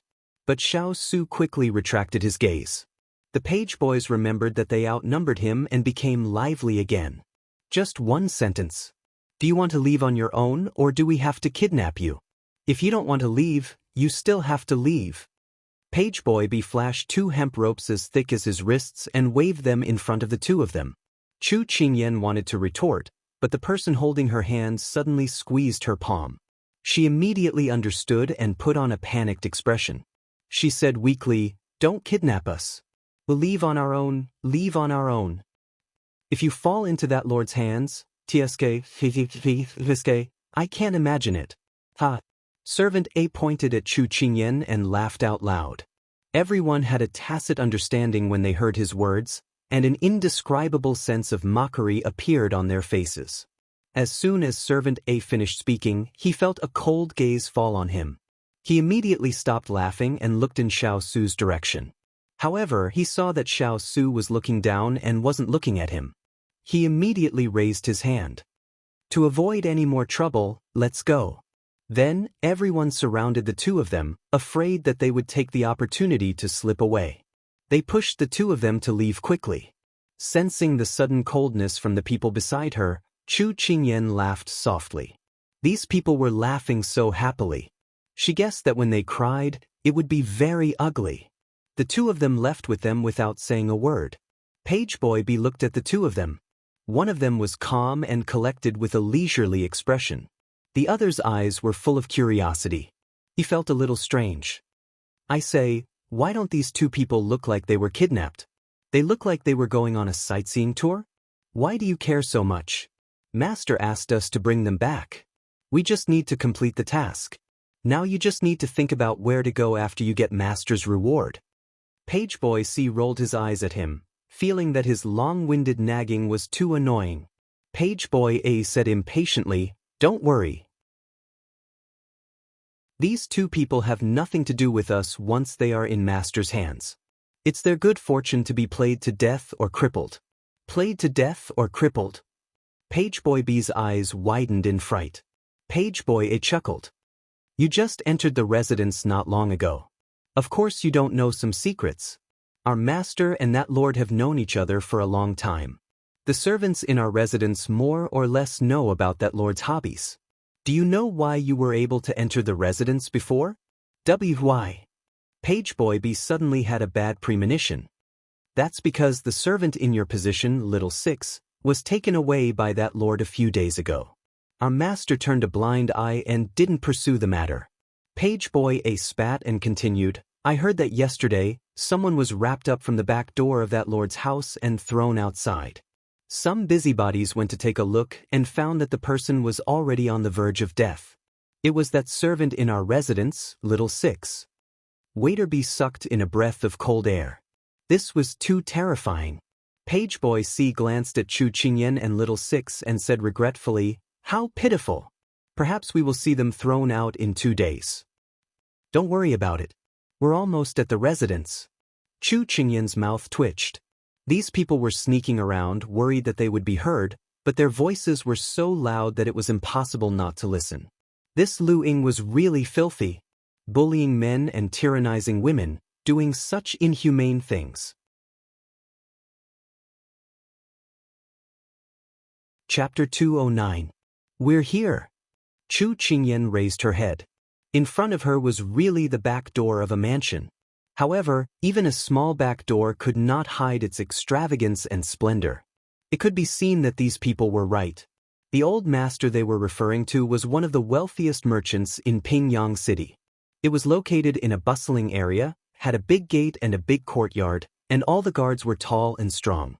Chu Qingyan felt that the big block of ice along the way was terrifyingly gloomy and gloomy. Moreover, his gaze seemed to land on those manservants, as if he wanted to tear them apart. Xiao Su looked at these people coldly. If not for the fact that he was going to follow the vine to get the melon, these people who were polluting the little fellow's ears with their filthy mouths would have lost their tongues long ago. These people were completely unaware that they had just escaped a calamity. They entered the door excitedly and said, hand them over to the butler and we'll be done. They entered the back door excitedly. Someone had already gone to report to the butler of the mansion. After waiting for a long time, the butler finally arrived, yawning. Manservant A immediately went forward and said eagerly, Butler Su, we've brought them here. Butler Su looked at the 2 people in the courtyard under the dim yellow light of the firelight. The tall one was elegant and elegant, while the small one had delicate features. They were really the kind of people who could not be found in Pingyang City. The pity in his heart disappeared in a flash. He estimated that the value of these 2 people could be exchanged for another big deal for the old master. Hence, Butler Su did not delay any further. It's already so late and the old master has already gone to bed. Take them to the woodshed and wait for the old master to wake up tomorrow. Then Butler Su, the reward. Manservant B rubbed his hands and asked mischievously. Butler Su nodded. You've done well this time. Tomorrow, go to the accounts room to collect your reward.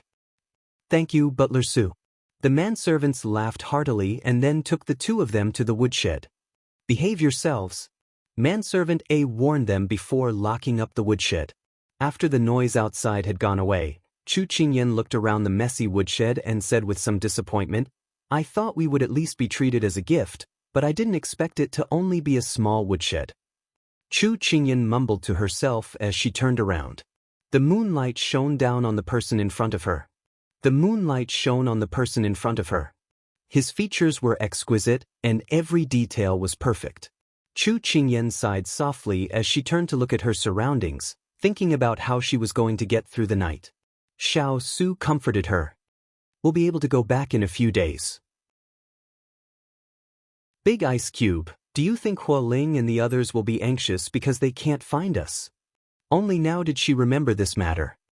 I've already made a mark, so they will receive the news. Xiao Su found a place and sat down without any hesitation. Chu Qingyan saw him sit down and was stunned. When the big ice cube was in the palace, even if the things prepared by the servants weren't the most expensive, they would still be meticulous down to the smallest detail. Once there was a stain on the clothes, it would be changed without any explanation. The room would be spotless without any impurities. But now she saw him casually sit down without caring about the dust on the ground or the cobwebs on his head. She couldn't help but be shocked in her heart.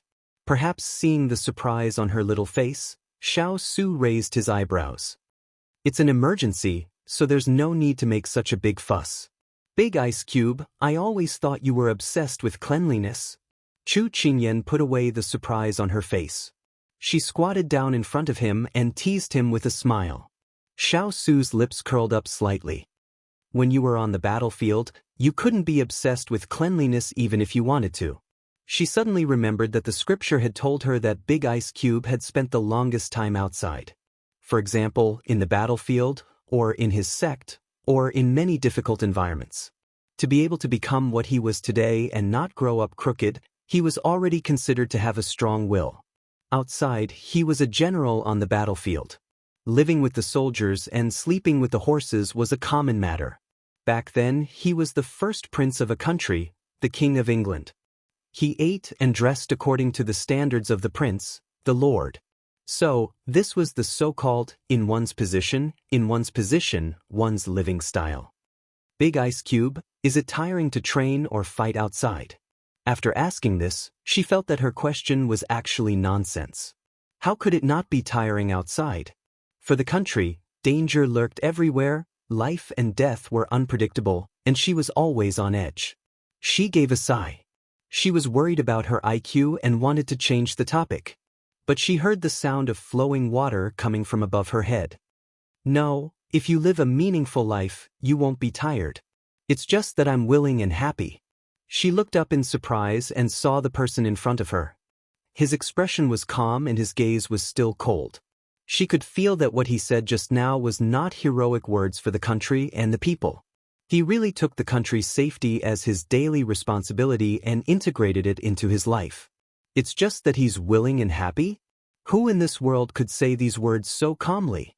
Why should I avoid it because of fortune or misfortune? She seemed to be able to really understand the meaning of this sentence. The Big Ice Cube did not put the country on his shoulders, but in his heart. Such a Big Ice Cube who was disputed by the world, ostracized by his relatives, and misunderstood by the people, made her feel distressed. For the world, for the country, for the people, the result was like this. But he had never given up the responsibility in his heart. Otherwise, there was no need for him to appear here. He only needed to obediently search for oars. But he still came. She also sat down on the ground like him. She supported her chin with both hands and said with a solemn expression, "In the future, I will accompany you to protect your country and the world." Xiao Su's eyes fell on the little fellow in front of him. The person who usually talked and laughed was now serious. In order to increase his trust in her, she even tried to put on a serious face. He felt that it was a little funny, but it was not funny. It was as if the string in the depths of his heart was gently touched by these words. You're still young. You're still young and your shoulders are not thick enough. You can't take on too much responsibility. You're still young and your scheming is not deep enough. You can't avoid too many schemes. You're still young and your willpower is not firm enough. You can't avoid too many grudges and disputes. The road to growth is too long. You'd better grow up under my wings. I'll do my best to protect your safety. This is the only thing I can do for you in this world. I'm not young. Don't look down on me. She was so serious about her oath, but she was treated like this. She could not accept it. The night of late autumn and early winter was already cold. He had internal energy to protect his body, but she was already shivering from the cold. Xiao Su reached out and lifted her from the cold ground and placed her in his arms. You're very big. I think highly of you, okay? Why did these words sound so awkward? Once in his arms, Chu Qingyan felt that she was suddenly surrounded by warmth. The cold on her body was dispelled a lot. The Big Ice Cube's chest was warm and reliable, making her sigh comfortably. Actually, the Big Ice Cube was right. Compared to him, she was indeed very small. His arms were very big, just enough to hold the small her.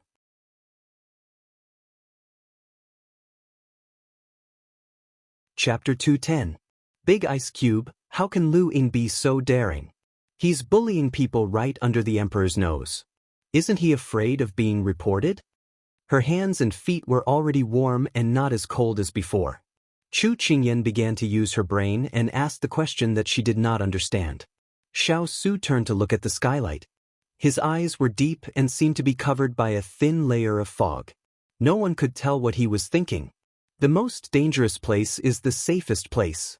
Moreover, the Lu family, since the previous generation, has already spread throughout Sichuan. Their connections are intertwined. It can be said that a slight move in one part will affect the whole situation. Therefore, no one in the imperial court will easily touch them. Then this time, will you handle it impartially? She understood that the Lu family was the Empress Dowager's maternal relatives. When the retired emperor was in charge of the imperial court, in order to protect his maternal relatives, or in other words, to become his strong support in the imperial harem, he had to make his maternal relatives strong enough that no one dared to touch them. Only then could he have a foothold. Then this time, Lu Ying was in the hands of the Big Ice Cube. To the Big Ice Cube, this was actually a tricky matter. It was very likely that he would attract a lot of trouble. Just as he said, a slight move in one part will affect the whole situation. I am the Prince of Sichuan. I have a responsibility to not allow such disloyal, unfilial and unfilial people to oppress the people. His tone was calm but firm. Big Ice Cube, good job. Chu Qingyan could not help but give him a thumbs up. Xiao Su raised his hand and patted her head, but the corner of his mouth leaked out an extremely shallow sigh. Chu Qingyan did not notice that the person above her had a faint expression of pain after saying those words. It wasn't until not long later when she learned the truth that she would understand how much effort he had expended to say those words that day, when the moonlight was dim and the woodshed was cold, when that broad shoulder had supported her with warmth. The words he had said had taken a great deal of effort. Perhaps because the embrace was too warm, she felt a trace of tiredness. But she still forced herself to stay awake and smiled at the person in front of her. Actually, Big Ice Cube, I feel that, whether you wear a mask or not, I think you are very good. Appearance may be important to a person, but in my eyes, no matter how you look, no matter how repulsive or ugly you are, in my heart, you are very important. You are as important as my father and mother. Xiao Su suddenly tightened his fingers. Because of her words, Gao Shan's icy cold eyes slightly cracked. He did not expect that she would suddenly say these words. He was a little stunned and a little helpless. Chu Qingyan did not notice the change in his expression. As if she was immersed in her own world, she slowly and softly continued to speak. Some people can clearly use their appearance, but they use their strength to eat. And some people can clearly rely on nothing to run rampant in the world, but they rely on their own strength. Big Ice Cube, you have a status that everyone envies. You have the capital to be proud, but you have never truly cared about it. You are willing to use your own strength to live your own life. You are already very powerful. Only a crab can run rampant in the world. Xiao Su smiled. He knew that she was comforting him. His heart felt warm and the hand that was patting her head loosened a little. Chu Qingyan chuckled. Being a crab is also pretty good. Whoever dares to block the road, I will reward them with 2 pincers. So overbearing, be careful that you don't attract resentment. He was amused by her childish words and chuckled. When Chu Qingyan heard this laughter, she felt as if she could hear the hazy sound of a lotus pond. A gentle breeze blew away the lotus leaves, revealing the budding lotus, and then the sound of petals quietly blooming. It was as light as celestial music, as if spring water was flowing from the heavens. Chu Qingyan flipped over and stood up. She only had time to catch the curve of his lips as she murmured, Big Ice Cube, I think I heard you laugh. Xiao Su recovered his cold appearance and flatly denied, You heard wrong. Impossible. Chu Qingyan rubbed her nose. She felt that the Big Ice Cube was shy and refused to admit it. Thus, she imitated those hooligans who teased people and said to him with bad intentions, Girl, come, smile for this master. Xiao Su's face darkened. You don't want to? Then this master will give you a smile. Chu Qingyan leaned forward, blinked her large eyes, and threw him a smiling glance. Xiao Su's face darkened even more. He pulled her into his embrace, Are you itching for a beating? Learn well for 3 years, learn bad for 3 days. Next time, if you learn this, be careful that I will punish you by not allowing you to eat snacks. Alright, I was wrong. The person who was baring her fangs and brandishing her claws earlier had already become listless. She pitifully tugged at his clothes and weakly said. Xiao Su coldly snorted when he heard this and was unwilling to pay attention to her. Chu Qingyan knew that the big ice cube would not be angry because of this matter. She found a comfortable position in his embrace and then raised her head. At this moment, she could only see the big ice cube's jade-like beautiful jaw. In the modern era, many people use the beautiful Cape of Good Hope and the scenery in landscape paintings to describe a person's exquisite jaw.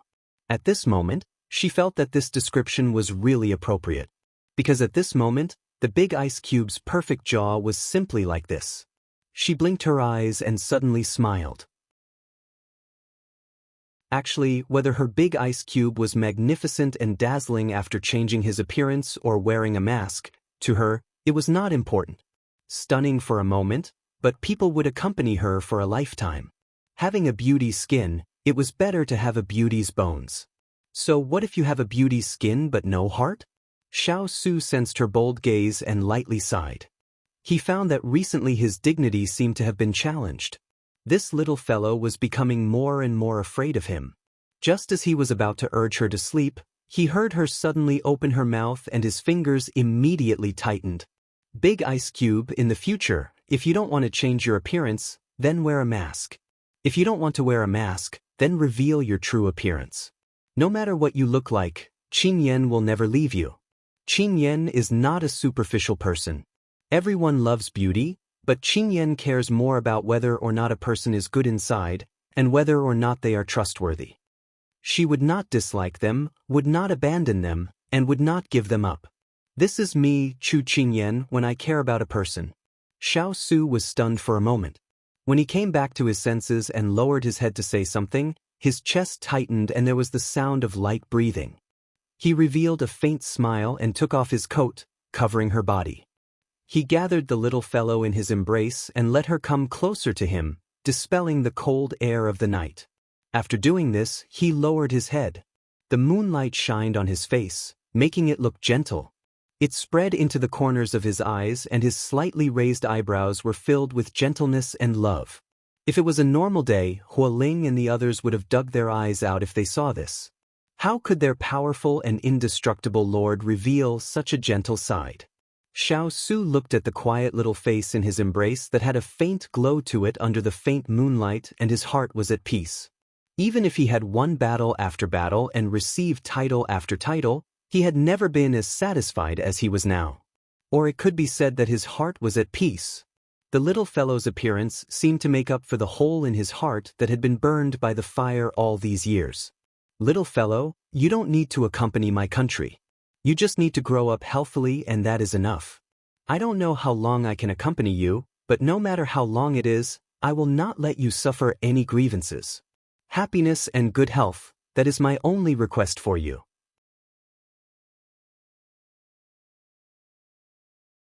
Chapter 211. It was too late at night and the surroundings were too quiet. So much so that it was easy to let go and recall many things that had been buried in the depths of one's memory for a long time. Perhaps sentimental, perhaps lonely, perhaps sorrowful, but the current him, watching all of this, seemed to have become a spectator, and it did not cause any ripples in his heart. Because those emotions that had been difficult to get rid of for many years had already dissipated after the little fellow said those words. It was too tiring to bear it alone. But when someone stood up and told you, I'll taste the sweetness with you, and bear the bitterness with you, the knot in your heart suddenly did not matter so much. Xiao Su's hands tightened, letting her sleep peacefully in his arms. Little fellow, in the future, how will you make me part with you?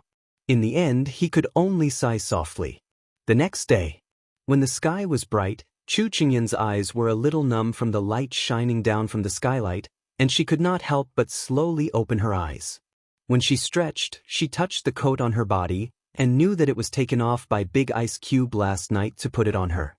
She could not help but raise her head to look around for traces of him. At a glance, she saw that his back was facing her, standing with his hands behind his back, and she did not know what he was thinking.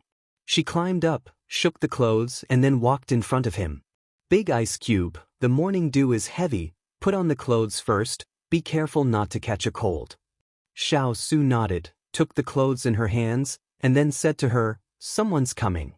Chu Qingyan immediately looked outside the door vigilantly. Her hearing was not as good as Big Ice Cube's, but after his reminder, she focused and held her breath, but also felt that the footsteps were gradually approaching. A moment later, the woodshed's door was opened, and a few figures walked in with their backs against the light. When those people walked out of the light, Chu Qingyan saw that the leader was a man in his 40s or 50s, whose hands and neck were full of gold necklaces, gold rings, and gold bracelets.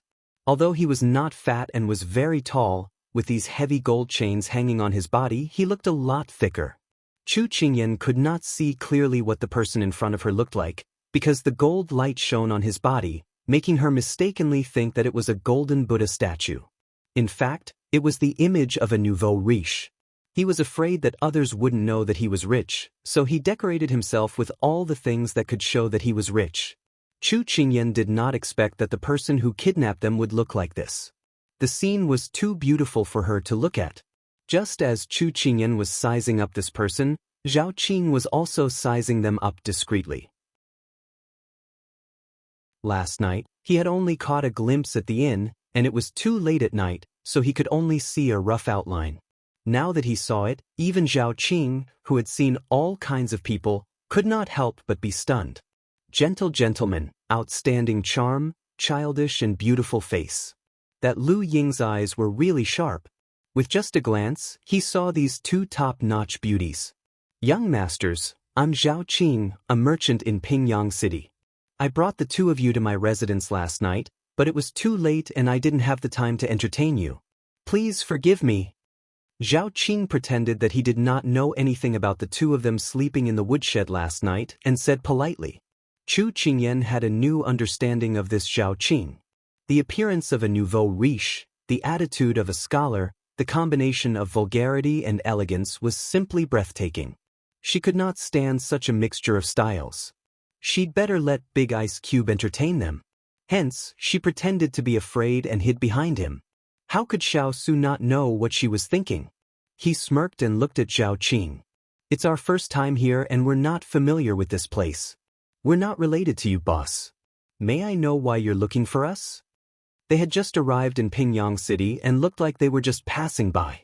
Zhao Qing immediately calculated in his heart. If that was the case, it would not matter if anything happened to them in Pingyang City. Anyway, no one would pursue the matter to him. Hence, Zhao Qing revealed the sly smile of a merchant. Young masters, how should I address you? I'm Xiao Su. This is my cousin, Chu Qingyan. Xiao Su did not mind that Zhao Qing had deliberately changed the topic and replied smoothly. Good names. Zhao Qing clapped his hands and smiled. Then, he said to the two people in front of him, I feel that I hit it off with you two brothers. Why don't we be friends? Chu Qingyan could not help but want to roll her eyes. Did he really think that they were inexperienced young masters who could be fooled with just a few words? He was simply too naive, all right? Everyone is a friend. Thank you for thinking so highly of us, Boss Zhao, Xiao Su replied methodically, as if he did not feel that Zhao Qing was trying to coax them. A few black lines appeared on Chu Qingyan's forehead. Big Ice Cube, can you not play along with him like this? All right, then you can stay in my residence for the next 2 days. The residence has been quiet recently. It's just nice that you're here. If you have any requests now, feel free to state them. I'll satisfy them as long as it's within my means, Zhao Qing said generously when he heard this, looking very hospitable. Then get us a clean room first. Although this place is a little big, I'm still not used to sleeping with so many rats and ants at night. Chu Qingyan could not help but speak up. She spoke with a straight face, as if they were not rats and ants who had slept with them last night. Zhao Qing could not maintain the smile on his face. He smiled embarrassedly and immediately got someone to arrange a room. Little young master, is there anything else you need? Chu Qingyan thought for a while and said awkwardly, I'm a little picky when it comes to food. Zhao Qing waved his hand when he heard this. It's fine. It's nothing. Just tell me what you need. Alright, I like Boss Xiao's personality. I won't stand on ceremony then. Chu Qingyan rubbed her chin and said slowly, I can't eat things that are too sweet, but I can't do without it. I don't like to eat things that are too salty, but I can't do without it. Every dish must at least have a spicy flavor, but I can't eat chili. Every meal must at least have something that flies in the sky, crawls on the ground, or swims in the water. Otherwise, I won't be able to eat. Chu Qingyan blurted out. She then looked at Zhao Qing apologetically. I'm a troublesome person. But Boss Xiao is a good person, so I won't treat you as an outsider. No. It's my honor. Zhao Qing wiped the sweat on his forehead. This person was not picky at all. She was just finding trouble for him. After Chu Qingyan and Zhao Qing were taken away, Zhao Qing's smiling face immediately turned cold. Get someone to investigate the identities of these two people. Also, serve them well for the next 2 days. But don't forget to add some seasoning to their meals. I want them to have the strength to walk in, but not the strength to escape. I don't want anything to happen to the birthday banquet in 2 days. Yes. The person beside him immediately responded. These two people were a little strange. They were not afraid, nor were they noisy. It was as if they were really here as guests. Zhao Qing had lived for half his life, but he had never seen a kidnapping situation where they could wait peacefully for the mastermind to appear. He felt a little uneasy.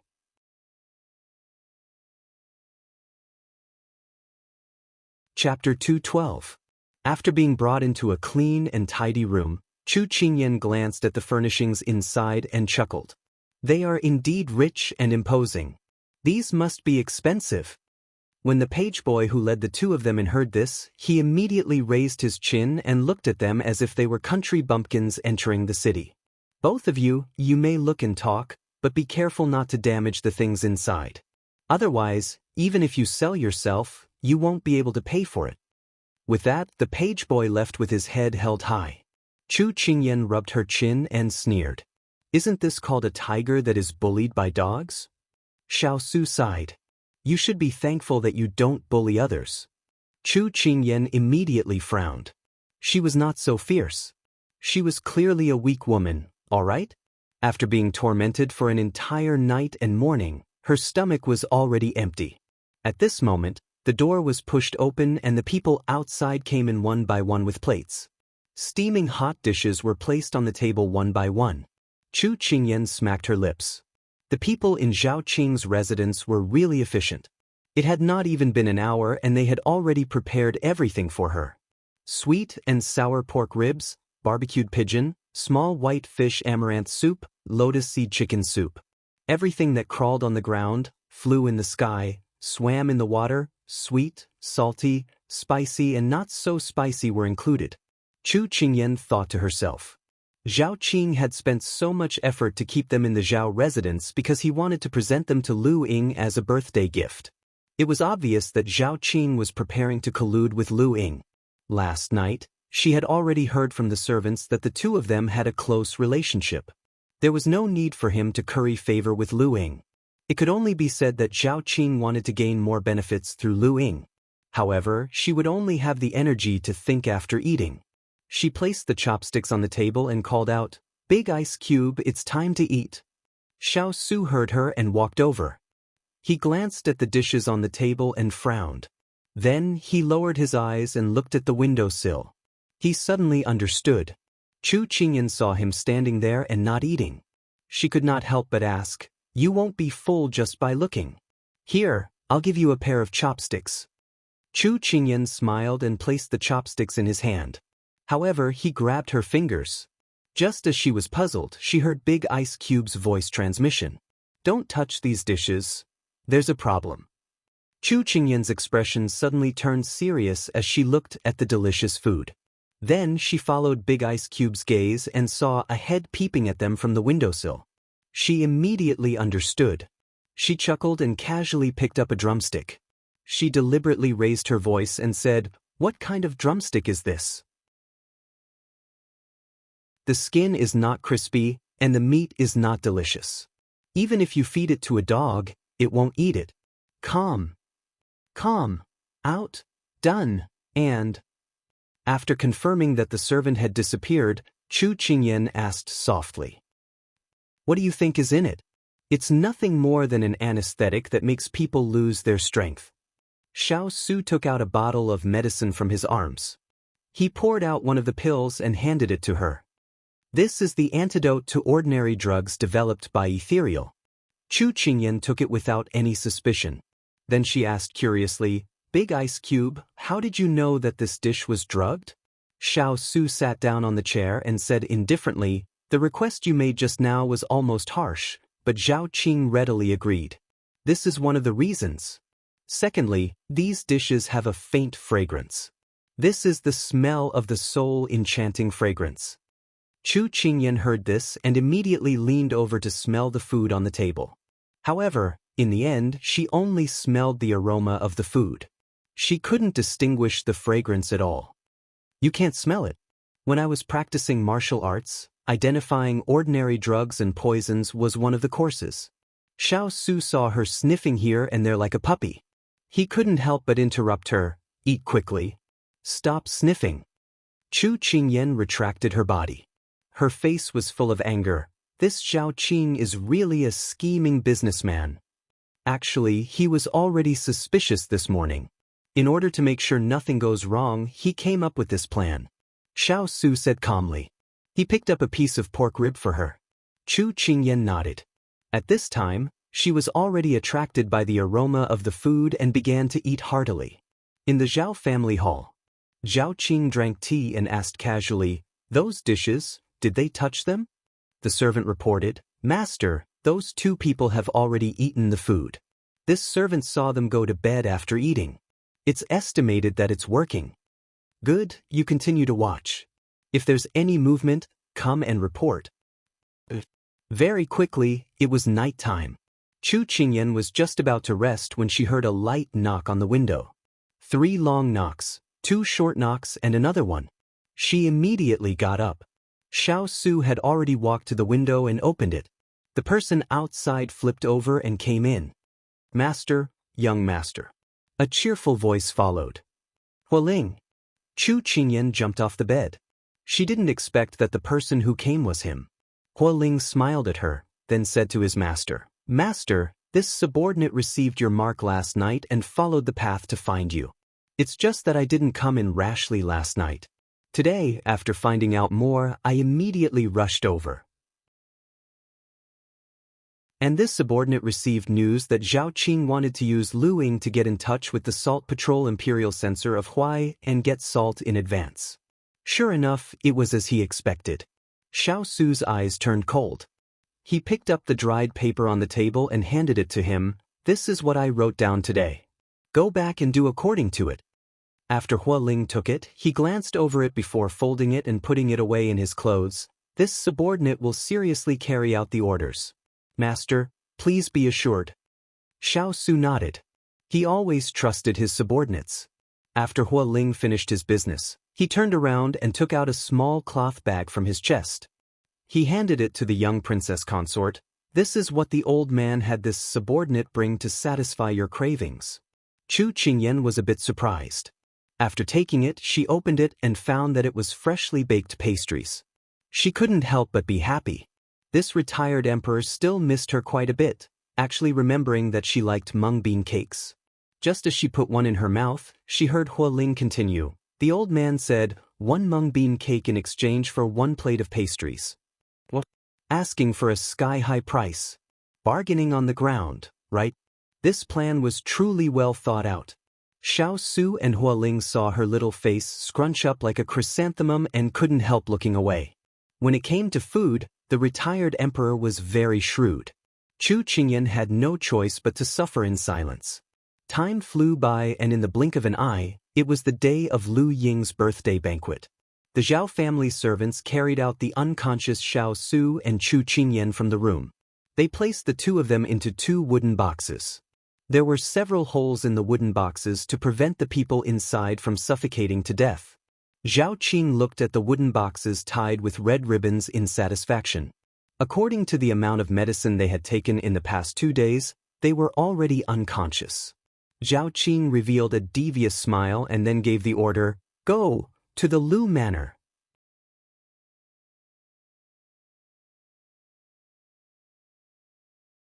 Chapter 213. The bustling Lu Manor was currently decorated with lanterns and there was an endless stream of people at the entrance. Several manservants were outside carrying gifts for the guests as they led them into the manor. Zhao Qing looked at the two large chests behind him and revealed a sly smile. He waved his hand and a group of people entered the Lu Manor. Not long after Zhao Qing went in, the retired emperor in a luxurious robe with Hua Ling, Turin, and the other attendants behind him, swaying to the entrance of the Lu Manor. The housekeeper outside saw that this group of people was unfamiliar and stopped them. "Honored guest, please show your invitation." The retired emperor looked down and his face was filled with disdain. "Old man, I am very familiar with your Lord Lu. Are you new and have not seen this old man before?" This honored guest is correct. This old servant has indeed just entered the Lu Manor, but no matter who comes, you need to show your invitation before you can enter. This is a rule that cannot be broken. The Lu Manor's housekeeper said in a strict manner. The retired emperor did not argue with him as he waved his hand behind him. Hua Ling immediately handed over a fiery red invitation. The Lu Manor's housekeeper took it and looked at it before bowing to let them in. After entering the Lu Manor, Hua Ling giggled as he said, "Old man, didn't you say you stayed here for a while before? Why didn't anyone recognize you?" The retired emperor looked at him. The Lu Manor has changed servants again, so it's normal that they don't recognize this old man. I say, have you been with that Yen girl for too long, so you've learned how to joke with your master? Hua Ling immediately shook his head and fell silent. Turin rolled his eyes at him. He kicked an iron plate. However, Hua Ling's words reminded him that the Lu Manor had changed servants too frequently. Was there something fishy going on here? Lu Ying was currently entertaining guests. A servant came forward and whispered a few words into his ear. His eyes lit up and he immediately left the guests beside him, quickly walking to the side courtyard. That impatient mood and anxious steps, looking from afar, he looked like a round meatball. No, it was a round sausage wrapped in festive red clothes. Once he entered the side courtyard, he saw Zhao Qing with his back to him. Lu Ying rubbed his hands and immediately went forward. Hearing the sound behind him, Zhao Qing turned around and said with a smile, "Lord Lu, I wish you a long and happy life." "Thank you for your kind words, Mr. Xiao." Lu Ying cupped his hands and asked anxiously, "By the way, where's the gift?" Zhao Qing pretended to be troubled. "Lord Lu, it's almost time. Do you want to preside over the birthday banquet first and come back later to see the gift this Xiao has prepared for you?"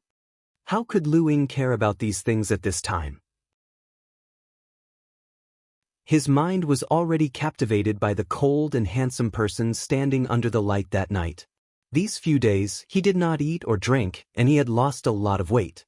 Now that she knew that the person she had been longing for was in her residence, how could she hold herself back? When Zhao Qing saw how impatient he was, he inwardly despised him. However, he still wore a courteous smile on his face. He felt that the timing was just right, so he said meaningfully, "Lord Lu, you also know that this Xiao has put in a lot of effort to prepare this congratulatory gift. Can you put in a few good words for this Xiao when the salt patrol of the two Huai provinces comes down?" Lu Ying smiled when he heard this. "Mr. Xiao, you can rest assured. The newly appointed Salt Patrol Imperial Censor is my nephew. When the time comes, no matter how much you want to go back on your word, just leave it to this official. I guarantee that you'll earn a lot this time, just like last time. Then this Xiao will thank Lord Lu for your help." Zhao Qing bowed in fear and trepidation. "Mr. Xiao, what are you saying? All these years, if it weren't for our cooperation, how could this official be so unrestrained?" Although Lu Ying was anxious to see the gift, his mind was still clear. He still had to maintain the relationship between the two of them. Lord Lu is too polite. Then let's not waste any more time. Let's go and see if the gift is to your liking," Zhao Qing said. Lu Ying's eyes shone with a green light. "Let's go now." Looking at Lu Ying's back, Zhao Qing revealed a fox-like smile and followed after him. The two chests were placed in the courtyard, surrounded by Zhao family servants. When they saw Lu Ying and Zhao Qing enter, they immediately retreated to the side. Where is the person? Lu Ying walked around the courtyard, but did not see the person he was thinking of. His tone was a little impatient. Zhao Qing immediately went forward to appease him. Lord Lu, please don't be impatient. The person is right here. Lu Ying looked in the direction he was pointing and saw the two large chests tied with red silk placed not far away. Lu Ying was immediately displeased. Mr. Xiao, are you playing with this official? This official only sees two chests. The person you speak of is not in them. Zhao Qing did not mind Lu Ying's attitude at all. Instead, he gestured to the servants. The servants immediately went forward to untie the red silk and opened the largest chest. Lord Lu, please take a look. Zhao Qing gestured with his hand. Lu Ying could not help but go forward to take a look. He saw a person sleeping soundly in the chest. It was a handsome man. Lu Ying's eyes widened. This. Zhao Qing went forward and said with a smile, Lord Lu, this is this Xiao's gift to you. Are you satisfied? Lu Ying looked at the person in the chest again. His features were high and distant, and he had an elegant and refined temperament. His skin was as white as jade, and even more delicate and lustrous than a woman's. Suddenly, he felt that all the young men and women he had seen over the years were not even fit to carry his shoes when compared to this person. It could be said that one was a star in the sky that could not be compared to the other, while the other was the mud on the ground. He rubbed his hands and continued to look down. His black robes made his figure look tall and lean. His fingers were long and slender, and he looked even better than a woman. At this moment, his hands were casually placed on his waist. Lu Ying could not help but swallow a mouthful of saliva. He did not know what kind of scenery would be inside when he undid his belt and removed his clothes. Zhao Qing saw that his expression was becoming more and more vulgar and more disgusting.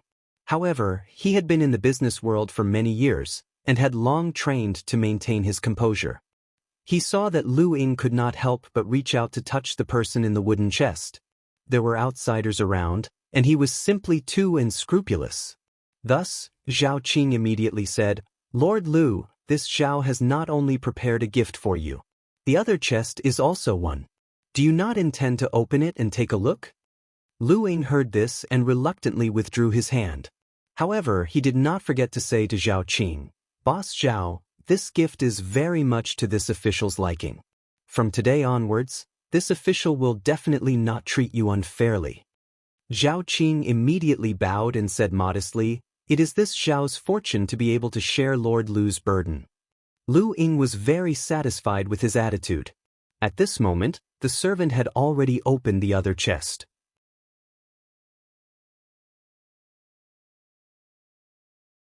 Chapter 214.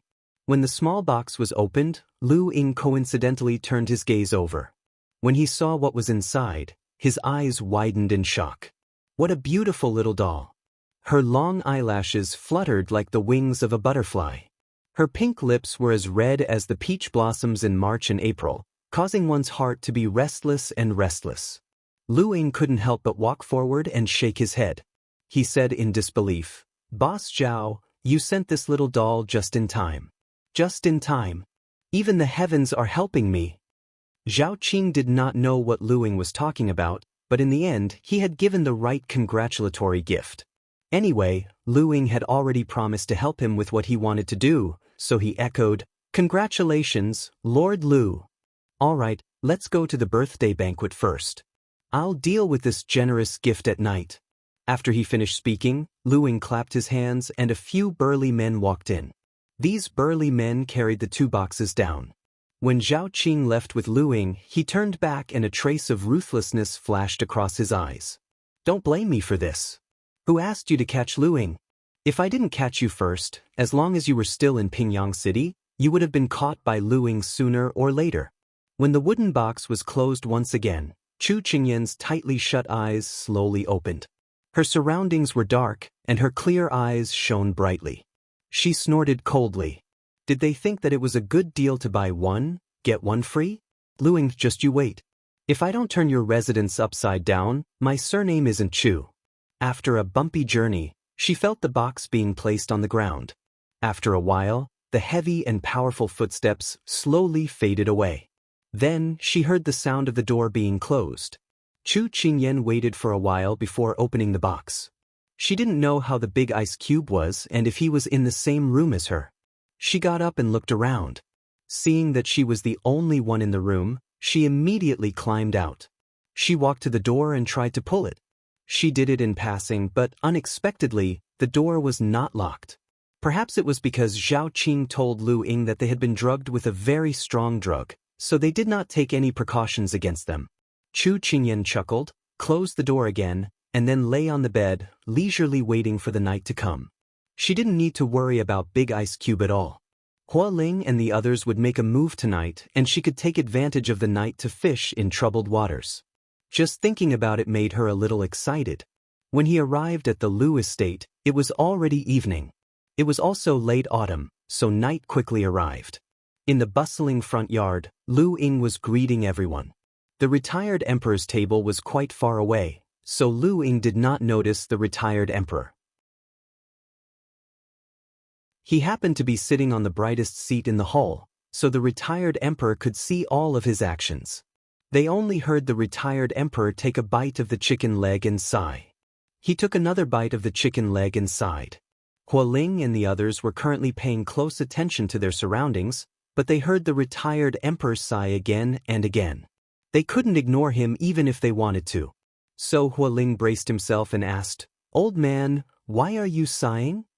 "This Lu Ying, I don't know if it's because he's taken too much of the people's wealth. Look at him, he's getting fatter and fatter. When I saw him a few years ago, he only had 2 layers of meat on his stomach. Look at him now, it's like he's being blown on, walala, he's about to float." The retired emperor sighed again. Hua Ling, Turin, and the others felt like several crows were flying over their heads. Caw caw. After a while, Hua Ling and Turin met up. Turin said in a low voice, "In another quarter of an hour, leave 3 people to protect the old man. The rest of the people will split into 3 groups. 1 group will go to meet up with Master, 1 group will go to the study, and 1 group will go to find more evidence." Hua Ling nodded. The 2 of them looked around with bright eyes, waiting for the time to come. The retired emperor poured himself a cup of wine and sighed again. But this time, he was full of melancholy and was not sighing casually like before. This time, it seems that us cannot protect the Lu family. You should be at ease. Your children and grandchildren will have their own fortune. You can just live your own life underground and don't worry too much, huh?" In the inner courtyard of the Lu Manor, a young girl in pink was drawing something on a piece of paper in her room. Sometimes she was intoxicated, sometimes she was addicted. The picture on the paper gradually became clear. It was Xiao Su who stopped by the street vendor last night. And this young girl was none other than the girl who blackmailed Chu Qingyan last night, Lu Fu. Lu Ying's most beloved second wife's daughter. Since she was young, she relied on Lu Ying's pampering to be arrogant and overbearing. She was unruly and unkind, and her methods of punishment were all different. The servants in the Lu Manor were all afraid of her. When she was mentioned, they all retreated, afraid that they would be tortured by her strange punishments. And at this time, her personal maidservant hurriedly walked in and shouted, young miss, it's not good." At this moment, Lu Fu was concentrating on describing the appearance of the handsome man from last night. At this moment, she was interrupted by this shout. Her hand trembled and a drop of ink fell on that white face. Lu Fu suddenly panicked and wanted to save it. But in a fluster, that black spot expanded and soaked that pair of beautiful eyes that couldn't be described. Lu Fu's fingers trembled slightly. She was so angry that she could not suppress the anger in her heart. At this time, the maidservant had already walked in front of her. She did not know that danger was coming and was about to raise her head to report when she saw her master grab the ink slab on the table and fiercely throw it at her. Accompanied by a scream, the maidservant held her head and fell to the ground. Tears poured down, but she did not dare to cry. She knew that if she cried, her master would be even more annoyed and she would be even more unlucky. She quickly climbed up and did not dare to hold her head. She let the blood flow from her forehead and trembled as she said, "Master, I beg you to spare this servant, I beg you, you dog servant who does not know what is good for you. Do you know that you have ruined the painting that this young miss spent a day painstakingly drawing?" Lu Fu looked at her coldly. She could not wait to eat her alive. "Young miss, please forgive me. Young miss, please calm down. This servant has a very important matter to report to young miss. Therefore, this servant disturbed young miss. This servant deserves to die." The maidservant immediately defended herself. "What important matter? Quickly say it. If you can't arouse this young miss' interest, you can sleep with this young miss pet tonight." Lu Fu coldly snorted. "Pet?" The maidservant thought of those slippery snakes and her whole person almost fainted. But she was more afraid that if she fainted, her master would directly throw her down. Someone sent master a congratulatory gift. "I heard that there is a child inside, and he looks very handsome." The maidservant quickly said, "Child?" Lu Fu immediately narrowed her eyes. Her father raised prostitutes and liked men. It was not that she did not know about this matter. When she heard this, she understood what this child did. Her face immediately darkened. She had advised her father many times about this matter, but he did not listen. "Let's go, bring this young miss to see." "Yes." The two people hurried all the way to the room Chu Qingyan was currently in.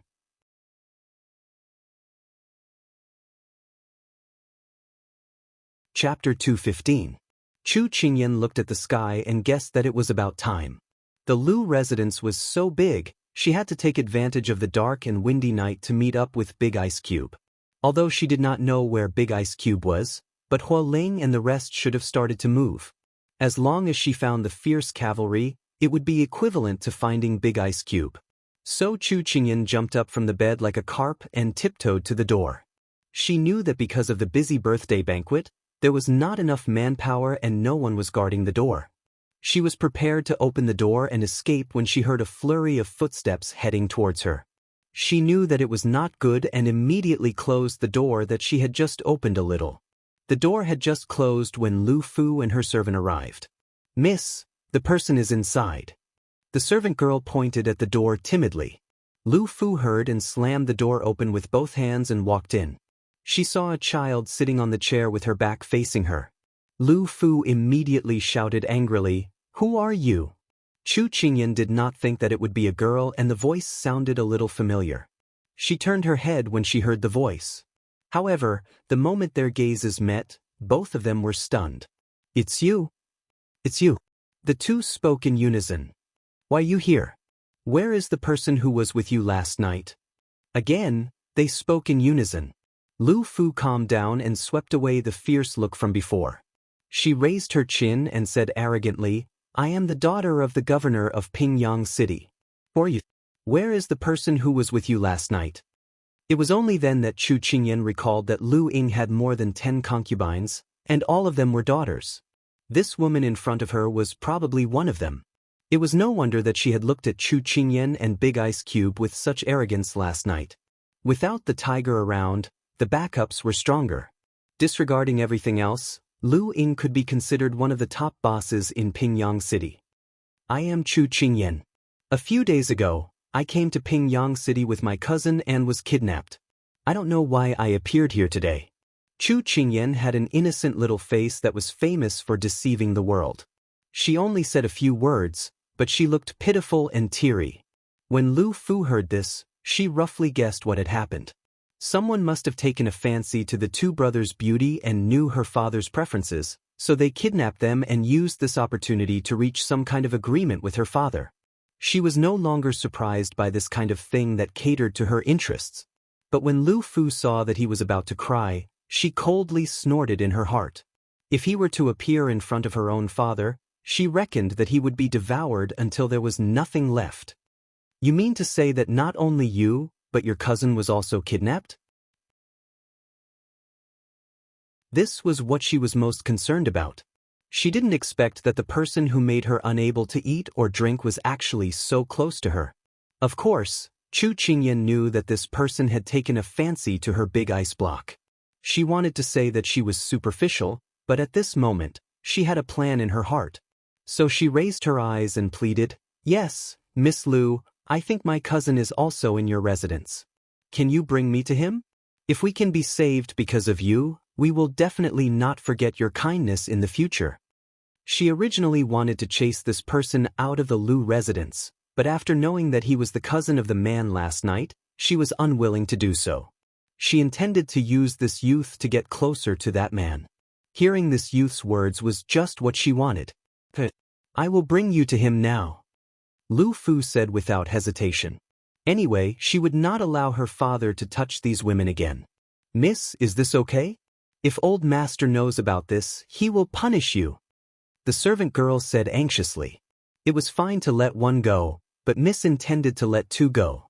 With old master's temper, no matter how much Miss was favored, he would not let it go easily. "Are you the master, or am I the master?" Lu Fu suddenly became angry. "Slap your own mouth." Chu Qingyan narrowed her eyes. This Lu Fu was not only unruly and willful, but also vicious. Indeed, if the upper beam was not straight, the lower beam would be crooked. At this moment, the servant girl was already slapping her mouth. Her red eyes were enough to see her pain. Chu Qingyan glanced at the wound on the servant girl's head and thought that it must have something to do with Lu Fu. She couldn't bear to watch any longer. She walked to the door and said, "Are you leaving or not? I want to find my cousin." Lu Fu was stunned. This person dared to order her. But looking at the night, it was indeed not early. In another 2 hours, the birthday banquet would be over. At that time, her father would return and everything would be too late. So she swallowed her anger and said to the servant girl, "Save your energy. We still have to find him later." The servant girl agreed with tears in her eyes. So the three of them shuttled back and forth in the inner courtyard of the Lu residence. But after searching for a long time, they were like headless flies. Chu Qingyan didn't want to waste time with her anymore and directly asked, "Miss Lu, where is the place your father usually goes to in the residence?" Her voice fell and Lu Fu seemed to be enlightened. "It's Plum Osmanthus Garden." "Yes, maybe he is there." Chu Qingyan heard that there was a clue and prepared to go with her. But at this moment, a low voice was heard. "Do you know where he is arranged?" Chu Qingyan didn't feel anything and thought that it was about the guests. But she found that Lu Fu's expression was a little strange. She saw Lu Fu pull her into the rockery beside her and said in a low voice, "Don't make a sound." She was clearly in her own residence, and as someone who was carried into the Lu residence, no one had seen her before. She didn't know what Lu Fu was afraid of. She felt that there was something fishy. Perhaps feeling Chu Qingyan's puzzled gaze, Lu Fu didn't want to pay attention to it. But remembering that this young man was that person's cousin, she reluctantly explained, "This person is a Taoist priest and is my father's guest. He usually likes to fiddle with pills and also likes children, especially children of your age. So don't let him find out." Likes children? This sounded very normal, but Lu Fu's words had a trace of disdain. Could it be that this person also likes to? And at this moment, that person happened to stop near the rockery and was talking to someone. Lu Ying is really muddle-headed. He clearly knew that there was only one child missing from the 49. Today someone sent over, but he didn't immediately send it to me so that I could complete the array. He still wants to stay. He is really blinded by lust. That slightly low voice sounded again. "Master, don't worry. This disciple will go and help you find that child." Another voice sounded, seemingly comforting him. Suddenly, another set of footsteps was heard. "Master, second senior brother just caught another child. Good. The heavens are really helping me, just enough to gather 49 children." When Chu Qingyan heard this, she suddenly recalled that previously in the tea house she heard about the children in the city going missing. Her heart was a little shocked, but she quickly calmed down and had a plan in her heart. You're tuning in to the Passion Pages YouTube channel. We're so grateful for your support, and don't forget to subscribe to join us on this incredible journey through captivating stories. Your generosity through donations truly makes a world of difference, as it's the primary source of revenue that allows me to expand and enhance this channel for you. Thank you from the bottom of my heart for being a part of this adventure.